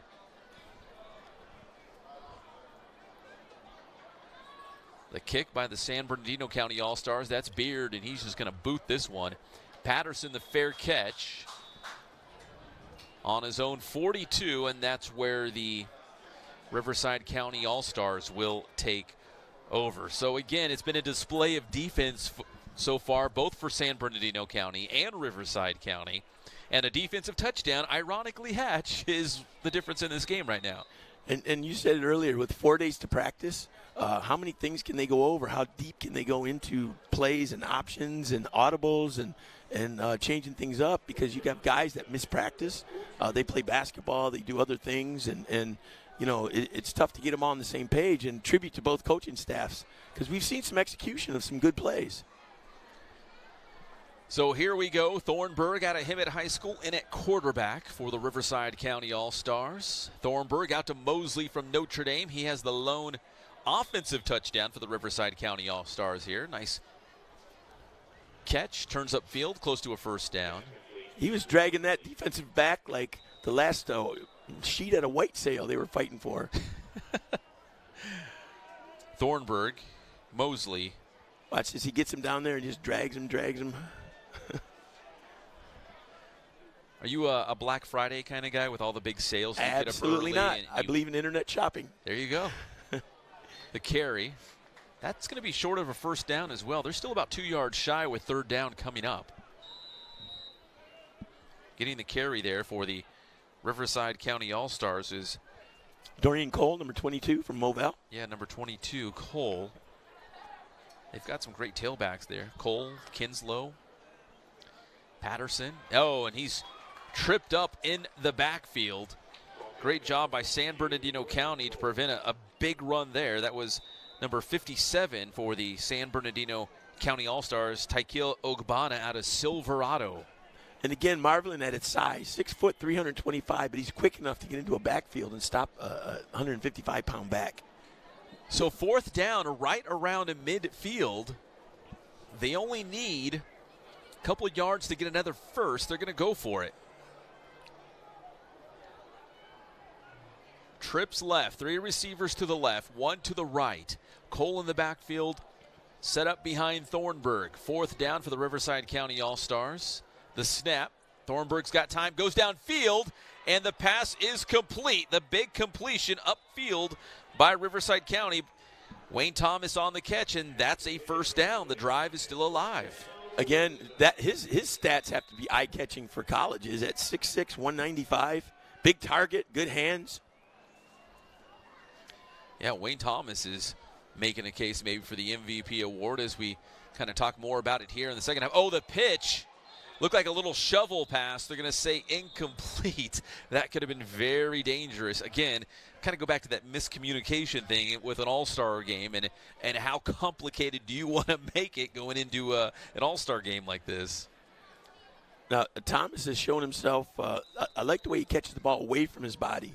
So he's not using his body to shield anything. There won't be any misses. He's got big hands, soft hands for a big fella. Second down for Riverside County.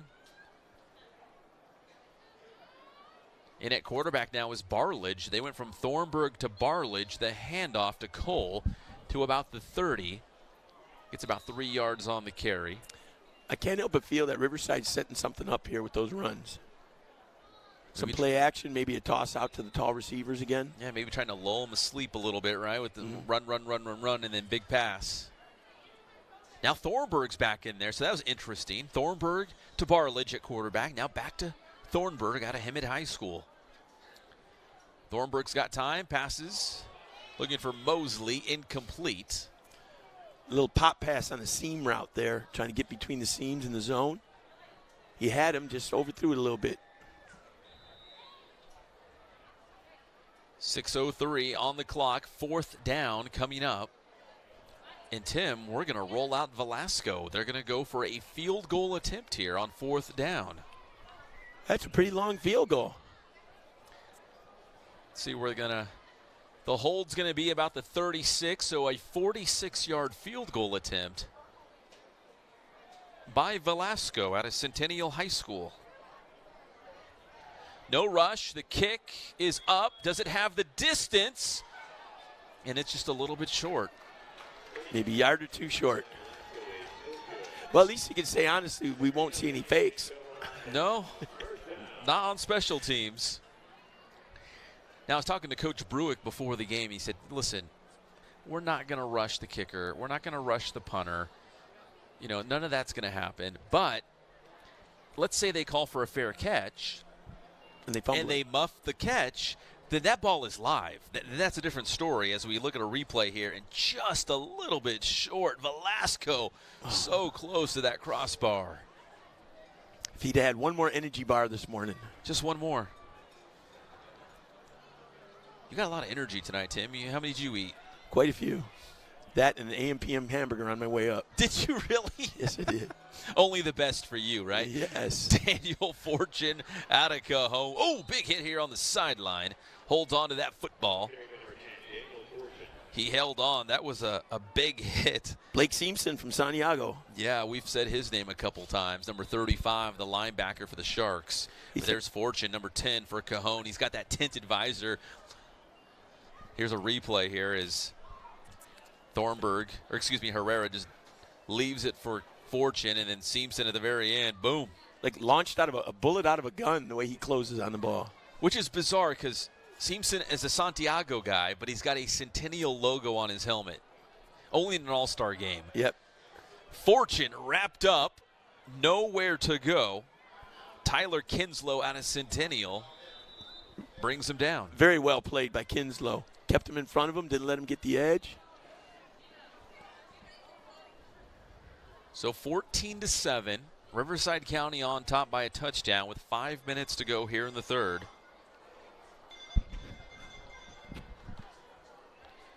And we've got a final from Northern California. Kaiser has fallen in the CIF Division IIIA championship game, losing to Wilcox of Santa Clara, 41-27 the final. Great run by the Cats, but it comes to a close tonight. And also, Rio Linda hanging on to a 3-point lead against San Gorgonio with less than 3 minutes to play in the 5AA state championship game. That one will be going final very soon.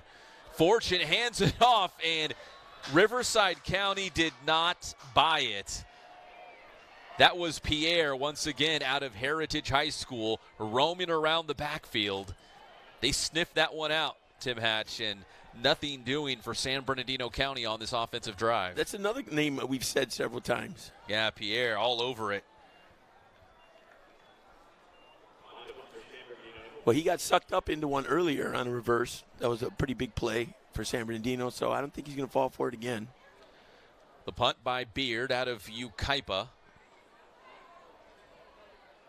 It's going to take a San Bernardino County bounce, and it'll roll into Riverside County territory, finally down to around the 45, and that's where Riverside County will take over. Another final score from Northern California, and it's going to be Rio Linda as your 5AA state champions as they edge San Gorgonio by a final score of 38-35. So San G and Kaiser falling tonight in state championship games. What an experience for those teams and those fan bases, though. A chance to travel up north and use football as a way to travel and get out of the area, and that's what I love about sports. And congratulations to both programs in getting that far. I was talking to actually both head coaches, Coach Cardosi at Kaiser and Coach McClure at San Gorgonio. This was an opportunity for some of these players to make their first ever flight, just going up to Sacramento or the Bay Area. Just getting out of the area and experiencing something new. The handoff to Patterson. What do they list him at? Is it 5'2"? 110. He's still tough to bring down. And I don't. This is not any disrespect towards him, but he looks like somebody's little brother in a Sandlot football game. Just they let him play, but he's so quick. He's so good. 3:09 to play. Barlage has his man far side of the field, and it's complete. That's number 24 for the Riverside County team. And that is the beauty of sports, allowing kids to do things that they might not have done in their lives before. I took a team up to University of Pacific a few years ago. As we went through the grapevine, one of my players leaned forward and said, "Coach, thank you. Without you, I never would have left California." See, and that's a special moment, right? Whether you win or lose the game. And I said, here's the bad news. We're still in California. History lesson, geography lesson as well. Yes.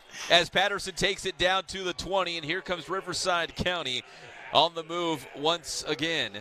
And he's also one of those backs that it's hard to get a good hit on him because he's always moving. His feet are always churning. Those feet could churn butter the way they keep moving. So a first down for Riverside County. Barlage fakes the handoff, takes off on the run, but he is brought down. That's going to be loss of maybe a yard or two. That was number 48 in on the play for the San Bernardino team, Jeremy Waymeyer. There's your guy, Tim Hatch, out of Redlands East Valley. I wonder how many chances Patterson's going to get a look because, like we said, the non-measurables, looking at his size. Barlage looked like he was trying to find Retzlaff on a screen, and it's incomplete. That'll stop the clock. 1:44 to go here in the third. 14-7 Riverside County, but they're on the move as they are on the edge of the red zone here, trying to go up by another score. And this is where San Bernardino's defense is buckled down every time. We get into the red zone. Riverside marches. That was Norwood out of Valley View on the far side of the field. It's going to be shy of a first down. Here comes fourth down. And, Tim, I hate to sound over-dramatic, but this is kind of a big fourth down. I got a feeling we're going to have to see a pick six to get another score. Might be one of those nights.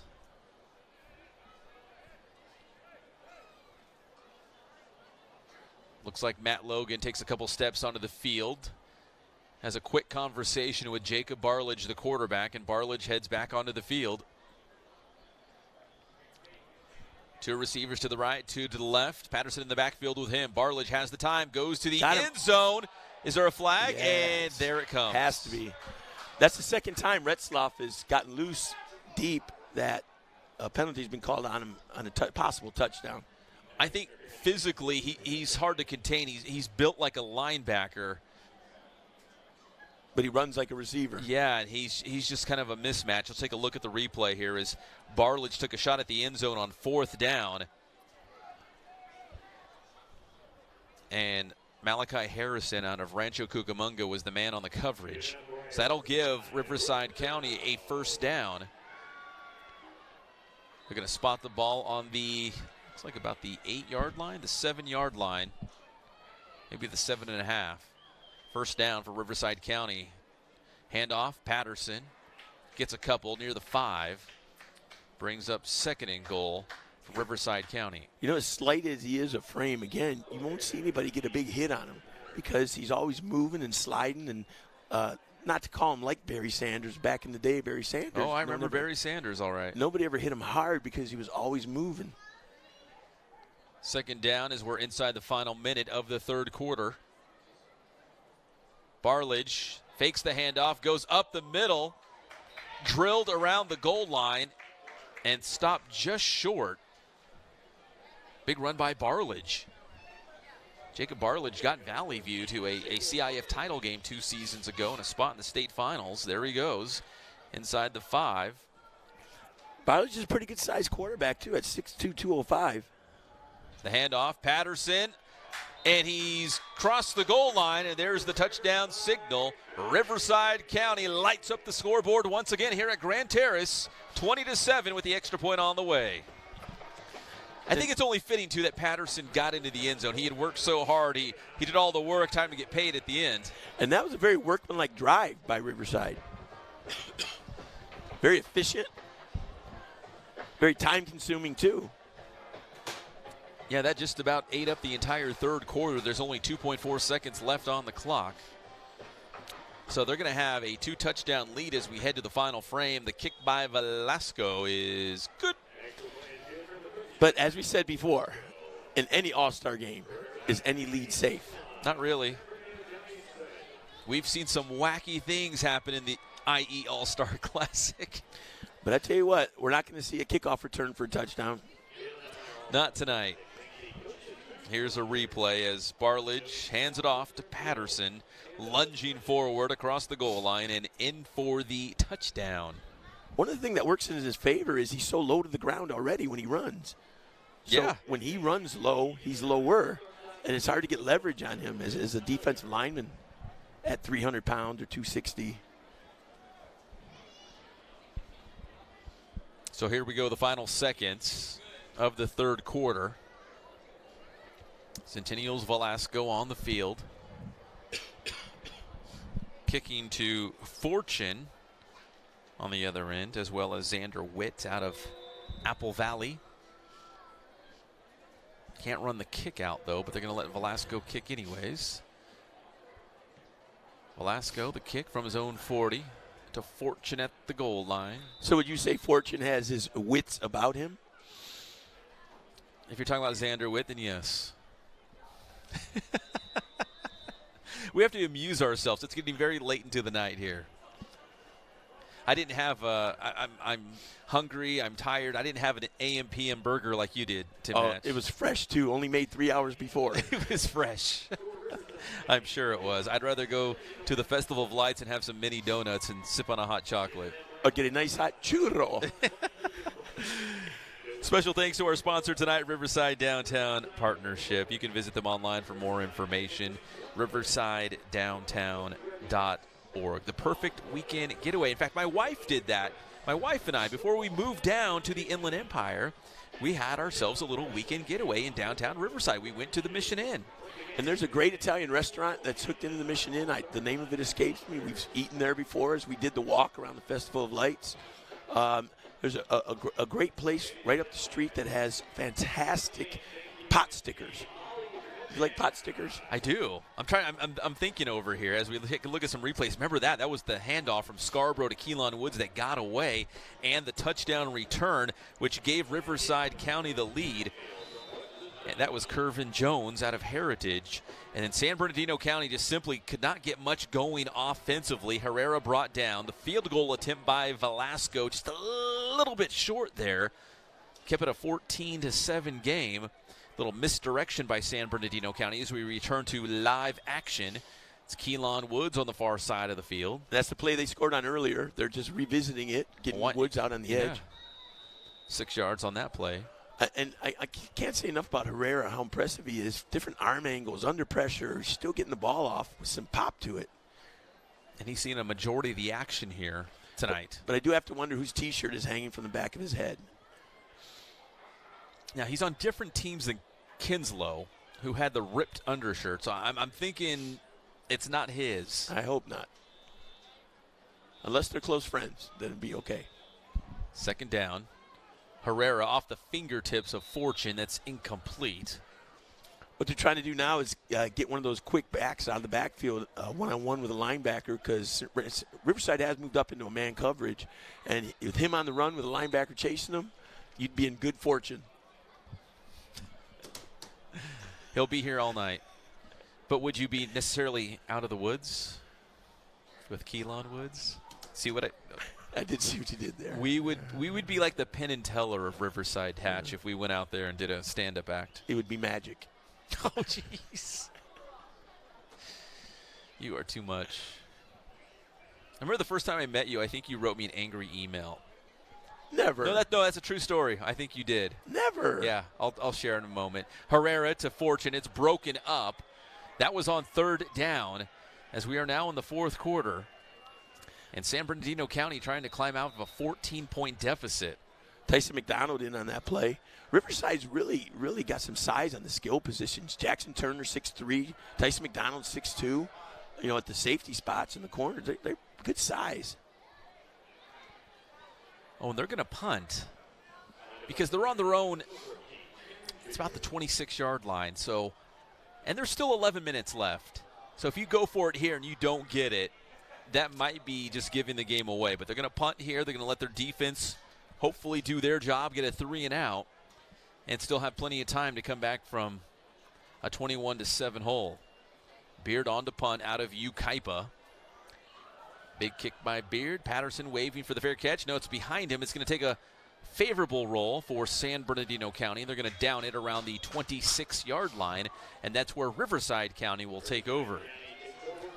I think I came out and covered one of your games, Tim, a long time ago. Mm-hmm. And I don't know if I called you or referenced you by the wrong last name. Do you remember this? I kind of do. I don't know what I called you. It was like Tim Hutch or Tim something. But it was not an angry email. It was a funny angry email. I read it in an angry Tim Hatch voice in my head. No, never. It was a sarcastic, humorous. Is that what it was? Yes, I do remember it. I don't know. I can't recall what I called you though. Yeah. But it wasn't Tim Hatch. It was like Tim Hutch or something like that. Yeah. The handoff for a couple here for Riverside County, pushing the pile forward for 4 yards. That was in the old Big Daddy days. That's right. Kinslow out of Centennial with the carry there with 10:45 and counting. So if you're Riverside County, there's no sense of urgency here. You're going to run that football. You're going to watch that clock just melt away. 2nd down for Riverside County. Thornburg in at quarterback. Tosses it out to Mosley across the 35.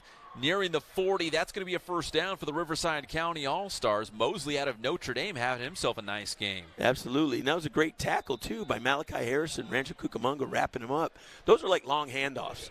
Those short, quick throws like that, giving the running back, those speedy receivers a chance to get out in space and operate. Thornburg still in at quarterback with Kinslow. Thornburg. There's the big receiver out of San Jacinto for another big gain. That's Wayne Thomas, 6'6". He takes up some yardage with his strides. His yards after the catch has been pretty impressive. And with the exception of that one fumble, he's been lights out today. Wayne Thomas, a star at San Jacinto. You can see why they made it to the Division VII CIF Southern Section Championship game. In fact, they nearly knocked off Citrus Hill in league play this year. The snap gets away. Thornburg's going to fall on it, and just in time, that might have been the turnover that the San Bernardino team was looking for. Yeah, San Bernardino needs something big to happen here, and they have the defensive players to make it happen. There's a replay. Thornburg kind of took a little favorable bounce. It didn't get away from him. Yeah, it was a good snap. He just took his eyes off it for a second. 9:13 in county in 4th quarter, 21-7 Riverside. 3rd down here. Again, I'm always over dramatic, but a big 3rd down here. Thornburg down the field. Thomas makes the catch, cuts inside, still moving. Finally brought down inside the 30. Wow. That was a great throw. Hit him in stride, and again, for a big guy, his hands are so soft, and he catches the ball out away from his body, which allows him to tuck it in, and, there's no ricochets or anything. Couple Mountain Pass League guys getting together. Thornburg and Thomas. The handoff to Kinslow. Leans forward to get a yard on the play. Second down coming up. Another efficient drive by Riverside. Mixing up pass and the run. Replay here. Thornburg, Thomas. Yeah, he put that ball on the money, and Thomas. Tucking it in this time. Yeah. He's one of those receivers where the first guy to the ball is not going to bring him down. It's going to take a couple of defenders. He carried him about 5 extra yards. Second down. Just about 8 minutes to go here in the fourth. Riverside County marching down the field. Thomas turns up. Couple more. Third down now, and third and about, I would say about 3 if my math serves me correctly. Let's see where they spot the that football. time that was Caleb Hervey from San Jacinto, number 9, because Thomas was on the outside. The two of them are together over there, 9 and 8. Oh, you're right. Hervey at 6'4", 240. We got San Jacinto Tigers running wild in this place right now. And look how the size advantage they have on those defensive backs on that side. Third down, Thornburg hands it off to Kinslow. That's going to be another first down for Riverside County. And now we're approaching the 7-minute mark here in the fourth quarter. Look at the size of those receivers. Between Othament and Thomas. Man. 6'3", 6'4", and 6'6". So then you got Kinslow at running back when things are all spread out. It's like pick your poison, right? Thornburg goes to the end zone, and it's incomplete. I think there was a misread there between the two of them that time. Thomas is saying, throw me the ball again. Let's go. Yeah, you could probably go right back to that play and try your luck with it. Looks like they got confused between a stop route and a stop and go route. Back in our day, they used to call that a button hook. The old button hook. Second down, 6:51 to go. Oh, high snap. Thornburg collects it, but it's going to be a big loss. It could have been a lot worse, Tim Hatch. Yes. Thornburg had the presence of mind to bring that football down. So at least it's not a turnover, but it is a big loss for the Riverside County All-Stars. And Caden Masner from Yucaipa closing in on that play. Number 47. 21-7, Riverside County with the lead. Can they hold on here at Grand Terrace High School? Third down, Thornburg. This time it's Hervey. Inside the 5. And that's going to be close to another first down, and, yeah, he's going to have it. So it's going to be first and goal now for the Riverside County All-Stars. Now it's desperation time for the San Bernardino defense. They need to stop here to keep it within shouting distance. Yeah, for San Jacinto, between Thomas and Hervey, oh, my goodness. 2 big-time receivers for the Tigers this season. You got the 6'6" Thomas going at 195 and Hervey at 240. You're talking about outweighing defensive backs by 40, 50 pounds with the speed to get by him, too. We got a timeout on the field with 5:41. First and goal coming up for the Riverside County All-Stars, and I think they want to make sure they punch this one in. Now, if you're San Bernardino, you're getting in the huddle saying, okay, what got you here? You're All-Stars. We got speed. We got quickness. Let's not be silly on a pattern or fall for a fake. Just everyone do your assignments, follow through on your assignments, and let's see what we can do. Need to stop. On the flip side, there's the Riverside County All-Stars with Matt Logan. Logan calling the shots for head coach Barry Meyer. Matt Logan's longtime defensive coordinator, old friend of mine named Dan Herring. Oh, yeah. Dan, we played basketball together for many years, and he was a defensive lineman at Norco High School. Really? Yep. You guys go way back. The old button hook days. Yes, and leather helmets. Fourth down. It was not a first down, so that's why they wanted the timeout. This is a very big play. Oh, and a bad snap. Thornburg scoops it up, and a big stop by the San Bernardino County All-Stars. Keyshawn Clark from Los Osos coming up big on that play. Keyshawn Clark. Wow. Okay, so here's the deal now. That was 4th down. San Bernardino County gets the football back with 5:36 to go. Here's a replay. Thornburg, I don't know, looked like maybe it took a bounce off Kinslow's back. I wasn't sure exactly what happened there. But bottled up in a loss, and that was on 4th down, because if you go back to the previous catch by Hervey, it looked like he had a 1st down. Apparently not a good spot on the football. A big stop. We could be back to that confusion on the play, too, because Kinslow kind of crossed in front of him as the snap was coming in. So a 1st down for San Bernardino County. Need a big play. There's Kellstrom out of Aquinas. Gets to the sideline. That's good. Kinslow on the tackle on that. Stops the clock at 5:31. The other Kinslow. There's 2 of them in this game. Thomas and Tyler out of Centennial. Again, look at those defensive backs from the Riverside group. Really incredible athletes, size and speed. Yeah, just take a step forward into the linebacking unit. Got some good ones all the way around. Kervin Jones. Tautala from Heritage. Yeah, Tautala. Seamson out of Santiago. Wearing the Centennial logo on his helmet, which is still throwing me off. Herrera completes the pass. It's going to be a short pickup. And Riverside doing a nice job of keeping everything right in front of them. That was Jarrell Calhoun on the tackle from North. JW.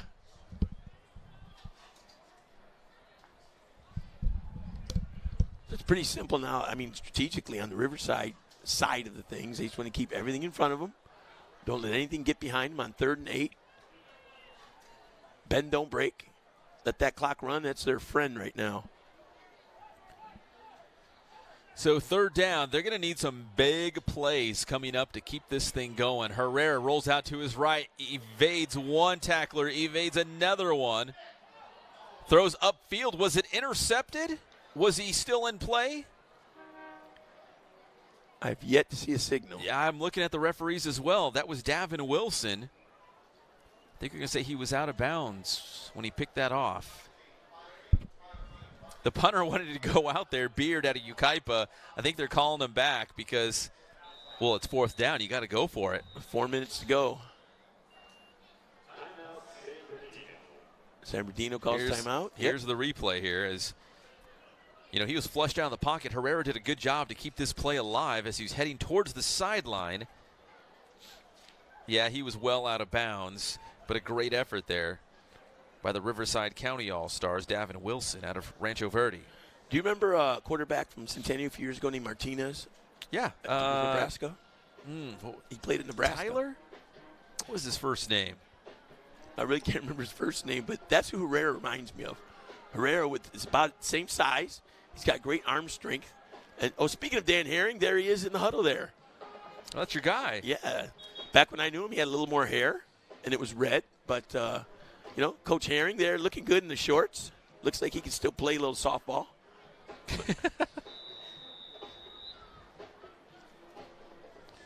So here we go, 4th down. Call me over dramatic, but this is it, right? This is the play. This is the game. Was that a real train? Or was that? Oh. That's a real live. In fact, I thought that was like I can see it. Okay, all right. I thought they were exhorting the defense like that. like a rally horn or something. Like, come on, defense. Here we go. 4th down. Oh! Keelan Woods' ball is popped out of his hands. It doesn't matter if it's recovered or not. That was 4th down. And with 4:32 to play, that might have been it. They were going for a little double reverse action. But if you're Riverside, you knew it was desperation time, and if you just followed your plan and stayed in your lanes and fulfilled your responsibilities, it would come your way eventually. Here's another look at the replay. Yeah, Keelan Woods was trying to pass it off, to Daniel Fortune. And now Riverside County goes back on offense.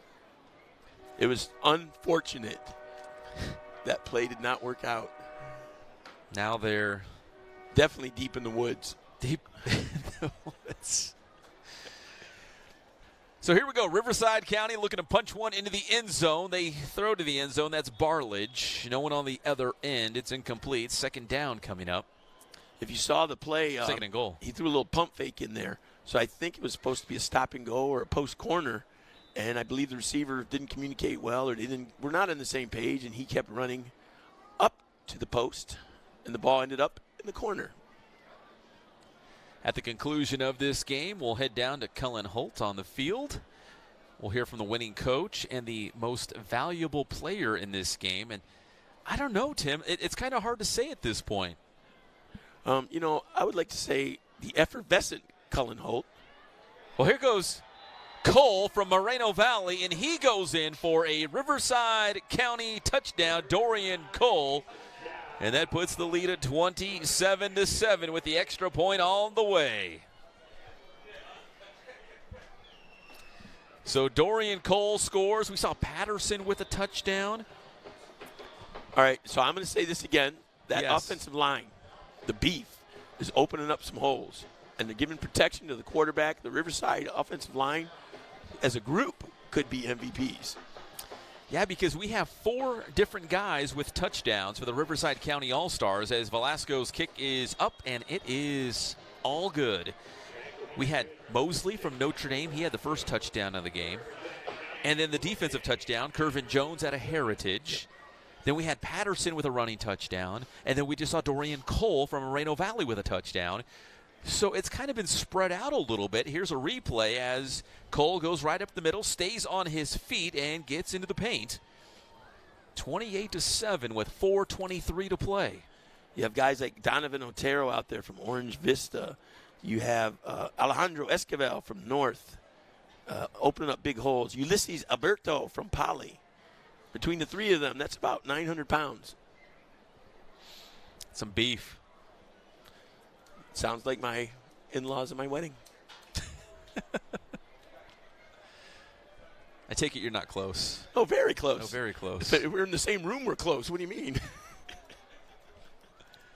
Kickoff coming up by Riverside County with 4:23 still to go. They are just 4 minutes and 23 seconds away from hoisting the championship trophy once again. Going back to last year, the Riverside County All-Stars won. That game took place at Centennial High School with Matt Logan as the head coach of the Riverside County All-Stars, besting Nick Matheny from Summit High School. Can we talk about who puts on the All-Star game? Like the great Jim Clover? Yes, absolutely. As we should. Jim Clover has spearheaded this effort. I would say even more so since the passing of Dr. Jerome Wall. Jim Clover has taken this under his wing and really made this All-Star Classic blossom into something very, very, I would say, special to this local community, the Inland Empire, the city of Riverside, and it's something that we're all very proud of. And Jim is a very giving guy. He's really heavily involved in Riverside area and Riverside community. He runs the sport clinic, which caters to athletes from the morning. Which I'm sure you've spent a lot of time I have. with him. Before school hours, they see athletes. They see them on weekends. And Jim is just an incredible giver in the Riverside County area. Matter of fact, he's treated me several times for old age injuries. When he used to run the old button hook. I did. I was a great button hook runner. First down, Zane Scarborough out of Harupa Hills back in at quarterback. 4:18 on the clock. Scarborough, the lefty, looking to Devin Murray. It sails a little bit high. Brings up second down. Might see a little bit of stiffness there from Scarborough. He's not played a lot of minutes, a lot of plays, but, he's coming in, winging the ball. Yeah, if you're San Bernardino County, just air it out, let it fly, right? Take some chances here. Yep, why not? It's that time. Might as well try and hit something deep. Maybe the short route and let one of those speedy runners get it and run.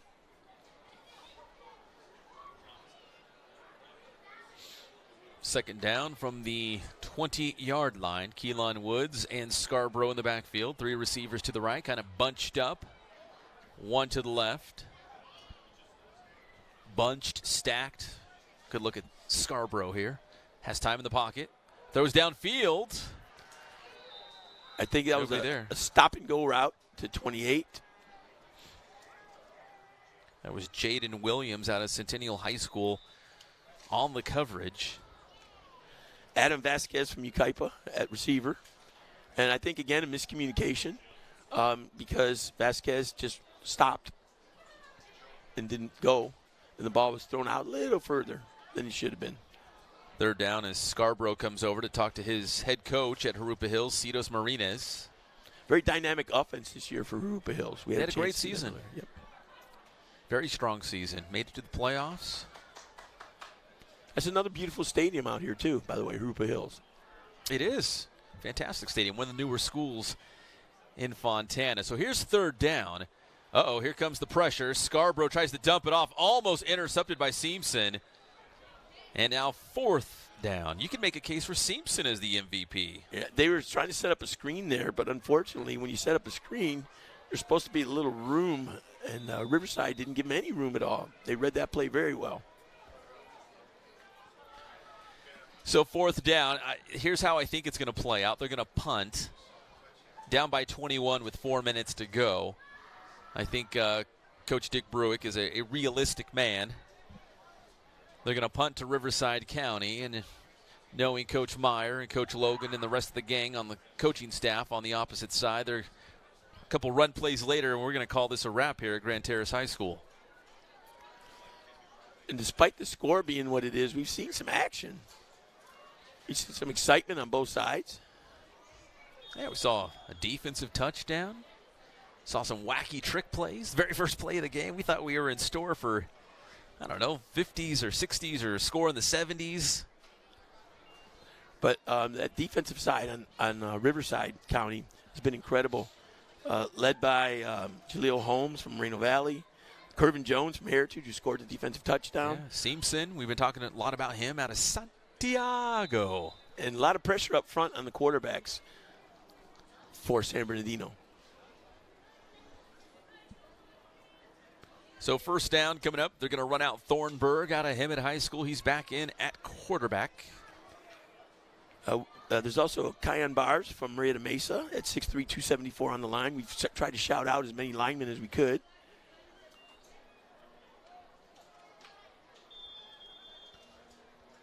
Forced into a hurry on that one, as they would call that statistically in the NFL.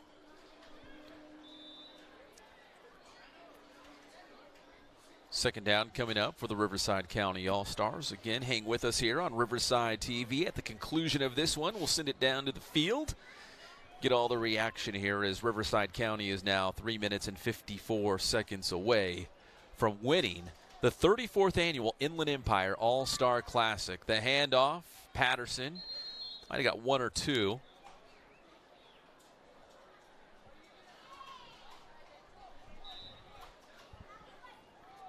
I also like to point out Barledge and Thornburg have done a great job managing the game on the Riverside side of things. Yeah, because they've, in the truest sense of the word, they've really platooned tonight. I would say the playing time was split right down the middle, and both were very effective. Third down for Riverside County. 3:20, and the clock is counting. Fakes the handoff, throws downfield to Thomas. That'll be a first down to the 45 of San Bernardino County with that forward progress. And Thomas has been the go-to receiver for both quarterbacks. Yeah, Thomas has had a great game. If they hand him the MVP trophy, although he does not have a touchdown, I would not be surprised. So another first down for the Riverside County All-Stars with less than 3 minutes to play. Two receivers to the right, two to the left. Barledge. I saw a Notre Dame helmet. I want to say that was Othaman because Mosley's here on the near side. And the receivers, all the receivers on the Riverside team have been very effective and impressive. Retzloff, Thomas. Mosley, Othaman. Yes. They've all had their time to shine. That's why it's so difficult for this most valuable player award, because it's been spread out. And I'm sure that was by design by the coaches because they want to get everyone involved. They're all good. They're all stars. There's Thornburg, the Hemet Bulldog, engineering this last offensive drive. Mosley juggles it, brings it in, gets to the sideline. You give Mosley credit for 2 catches on that one. Is that how it works? He caught one, ran a couple steps, caught it again. Here's a look at the replay. Thornburg to Mosley. There's the first catch. Yep, here it comes. And there's number 2. The second one. 140 and counting here. 3rd down coming up. About a yard to go for another first down for the Riverside County All-Stars. Thornburg, feeling the pressure. Here it comes, but somehow he wiggles out of that. He picks up a first down. He's still on his feet across the 30, the 25, the 20. And wow, Thornburg. a great run. Wow. He's not ready to give up, Tim Hatch. He's showing a lot of heart out there. And again, it goes back to this might be their final game ever. Some of these guys will play in college. Some of them won't. They might be soaking in every last second of, putting on the pads, putting on the helmet, enjoying this. Check out Thornburg. First, he avoids the sack. He eludes that. And then he takes off on a big run. And how can you tell a kid like that, we don't need to score, it's we're winning by whatever. You want them to finish up. Oh, he wants a touchdown. Yeah. Thornburg to the end zone. Miscommunication. Yeah, nobody on the other end. That was number 4, Jaden Williams, out of Centennial, who's listed as a defensive back, but I think they ran him out there. Maybe they're trying to get him a touchdown.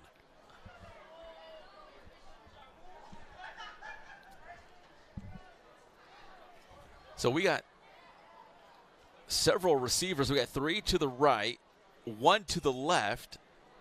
They're still going for it. They want to get one more in. They want to get another guy a touchdown. The handoff. Patterson inside the 10. Rolls forward. Gets a couple more yards. They're going to spot it at about the 8-yard line. So 2nd down from the 8, and we've got less than a minute to play. They're going to wind up that clock, and the clock is moving now. Under 50 seconds to go. They're going to take another shot or two at the end zone. I can feel it. Thornburg, pump fake to the end zone, and that was Williams from Centennial, and it is good.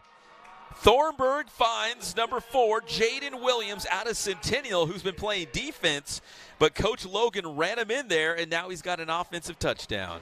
You never know. He might be showcasing him for somebody who's watching. A college scout might want to say, can we run him on offense? A lot of players, the position they play in high school won't be the one they play in college.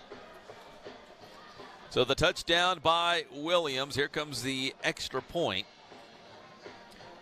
It's always kind of a wise decision if you're the Riverside team to load up on some of the Centennial guys, right? You can't really go wrong. 31 seconds. Velasco's extra point is good, and it's 35-7. So it has been the Riverside County All-Stars with 28 unanswered in the second half. And if you watch this again, they're just wearing them down, and the receivers are a little bigger than the defensive backs of San Bernardino. Check out Williams. Speaking of the DBs, Tim, wow, great catch in the corner of the end zone. And the presence of mind to have his feet down. Great job. We used to practice that play when I was a kid in the streets of Detroit. You had to put your feet down on the curb before you hit the car. Is that how it worked? And you didn't want your quarterback to lead you out too much, or that car would take you out. Would you go in the huddle and say, I'm going to run the old butt hook, guys? That's right. Look for me. Yeah. I'll be open. To the sideline. Got to stop that clock. And these were parked cars, by the way, not moving cars. Thank you for clarifying. When I envisioned it, I assumed parked cars. But, yeah, you're right. If they were moving cars. We weren't that quick. No, I've seen you move. I know you weren't that quick. Ouch. So we got 31 seconds to go. It's 35-7, Riverside County. The kick by Velasco again. Fortune can't bring this one out. He's going to run it anyways, just for fun. And what's Kinslow doing? He's got like a downfield blocker. Kinslow, who's on the Riverside County team, was running downfield like he was going to pick up some blocks for Fortune on the other team. Yeah. Well, they're having a little fun with it now as time winds down. And that's what it's all about. I mean, 20 years from now, we're probably not going to remember the score, but these kids are going to remember individual plays and their experience here at the All-Star Classic. And I will remember my chance to work beside the great Pep Fernandez and Cullen Holt one more time this year. You're way too kind. No, it's been a great experience all year. Had a lot of fun. So 31 seconds to go. If you're San Bernardino County, why don't you just air it out a couple times, right? Let it fly. Look at those defensive linemen from Riverside, though. They're ready. Pressure again. Oh, yeah. Herrera finally gets rid of the football to Fortune. He's cutting back across the field. Fortune still on his feet across the 20. He wants to make a play here. Trying to get forward for a couple more yards. Pushed out across the sideline around the 27-yard line. You saw that block there in the backfield. That was a good block. And that should do it.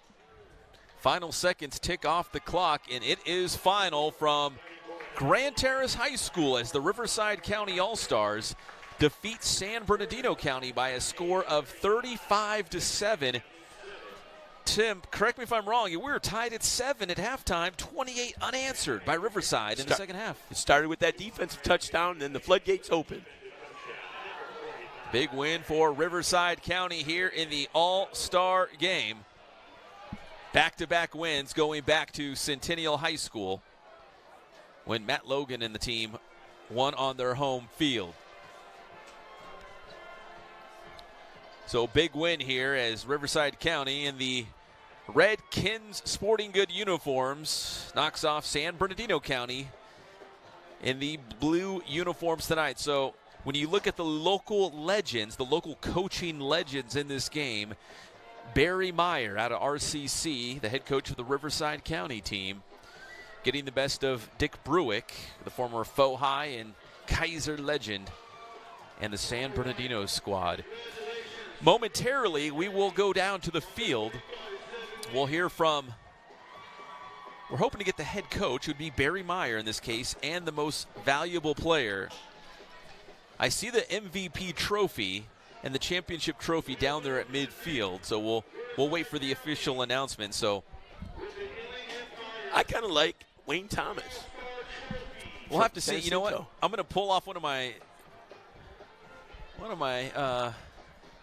half of my headset here so I can see who they announce as the MVP, because, Tim, we're not privileged to that information quite yet. They haven't ran it up to us, so we're going to have to wait and see, like everybody else, if you're watching on Riverside TV, who the most valuable player of the 34th Annual Inland Empire All-Star Classic will be. You're right. If they say Thomas out of San Jacinto,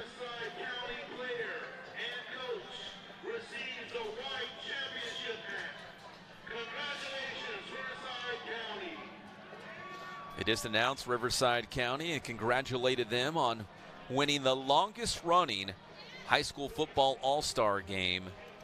They each get a championship hat.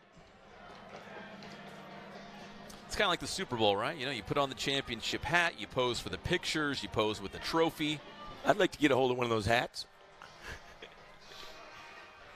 They look pretty sharp. I mean, the referee's got a hat, right? So everybody got a hat down there.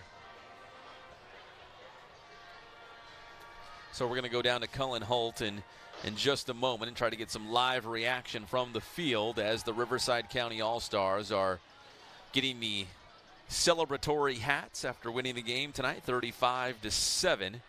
And they're posing for the pictures and with the trophy as well. Because, Tim, going back to the fact that they're going to remember this game for a long, long time. And this whole experience with practice, you know, all this week and getting to know some guys that maybe they really didn't know that well. And a lot of these guys, they kind of shut down when the season ended. They had to reload again and get back into shape to play this game because it's a serious game. This wasn't just a fluff all-star game like the NBA all-star game where they let people score and they each scored 200 points. This was a serious all-star game, played for a lot of pride. Oh, here's the MVP award. They're set to announce it as the train sounds the horn. That's a real train, by the way.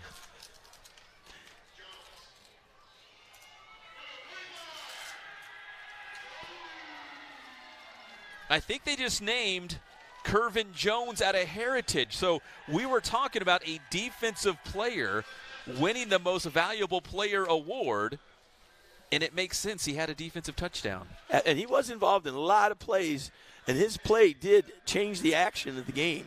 It changed the whole momentum of things, and he was just an active player on the defensive side today.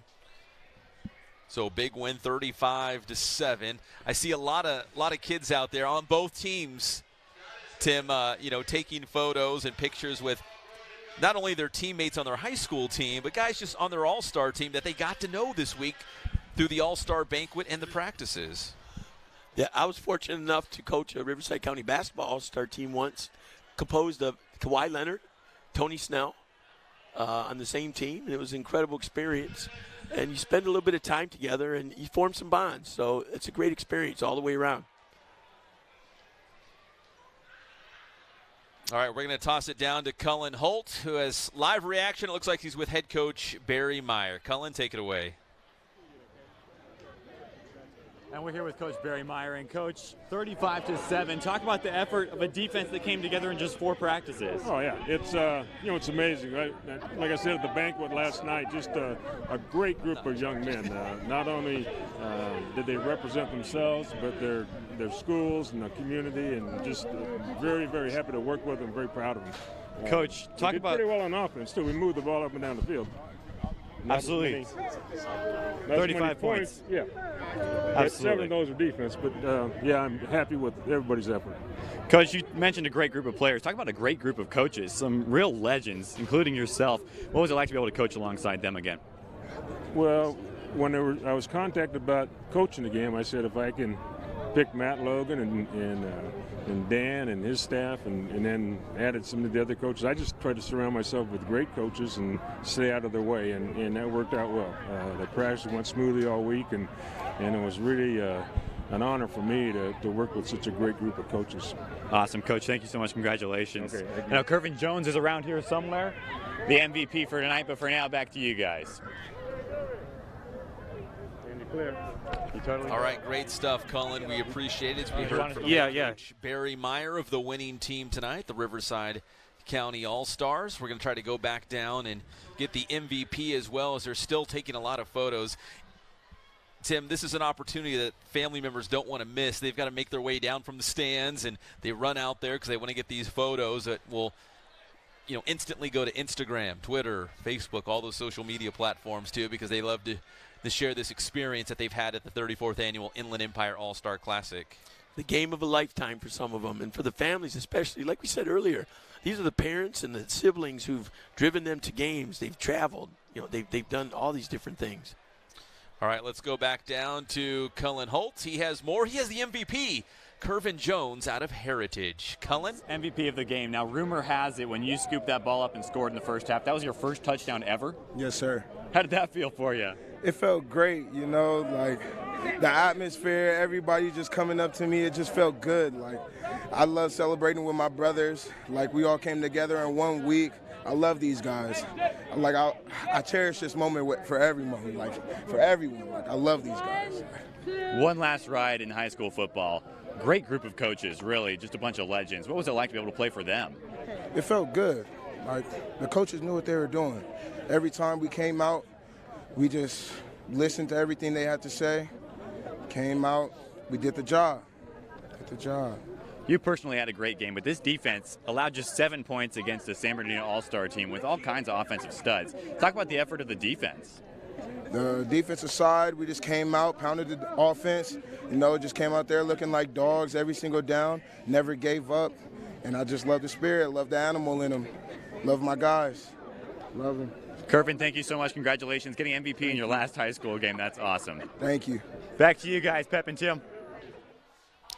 All right, excellent stuff as always, Cullen, down there. Congratulations to Kervin Jones, the MVP from Heritage High School. And again, it was so balanced tonight offensively.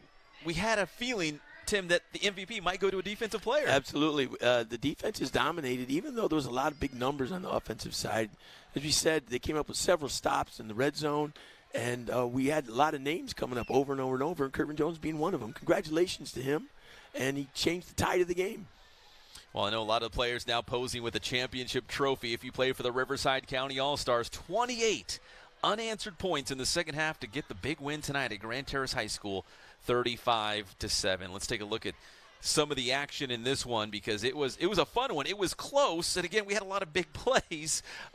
We didn't have a lot of points to show for it, at least in the first half. In the second half, Riverside County doing enough to really pull away late in this one. I know we're going to look at the final score and see 35-7, but I feel like it was closer than that. Absolutely. And actually, I would think that San Bernardino kind of dominated the first half offensively. They were moving the ball back and forth, and then Riverside just kept making stops at the opportune time, and then they kept it right there at 7-7. And then second half, that defensive play opened things up, and the floodgates open. And congrats to head coach Barry Meyer coming out of retirement and getting the big win tonight. It was a fun field game. Here was the first play from scrimmage, the double pass, and Mosley out of Notre Dame High School goes in for the touchdown. We thought, wow, the seats were still cold. Oh, we thought we were in store for a wild game here. The field goal attempt, no good. And then Keelan Woods out of Indian Springs. It come to find out, this would be the only San Bernardino County touchdown of the game as Woods goes in for the score. We were tied at 7.5, and there's Curvin Jones, our MVP. Look at the big man, Tim. Motoring.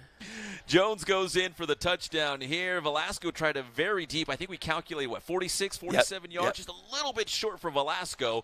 And then Kaviante Patterson out of Orange Vista goes in for the touchdown. Dorian Cole from Moreno Valley, he added a touchdown on the ground. And you can see this Riverside County lead began to grow, and that's how we get to this. 35-7 is the final score from Grand Terrace High School. Tim, it's been a pleasure. It's been a lot of fun tonight. It's been a blast. I appreciate you giving me the opportunity to work with the staff here, and a great game to watch, too. And a big thanks to Cullen Holt down on the field.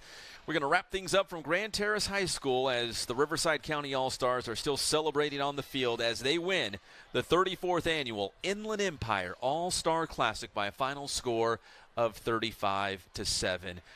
For everyone at Riverside TV in the city of Riverside, we appreciate you tuning in. Make sure you like the Facebook page and subscribe to the YouTube channel because they do a lot of stuff beyond sports, a lot of cool things at Riverside TV. My name is Pep Fernandez, and we'll see you next time here on Riverside TV. Final score from Grand Terrace. Riverside County is your winner, 35-7. Good night, everybody.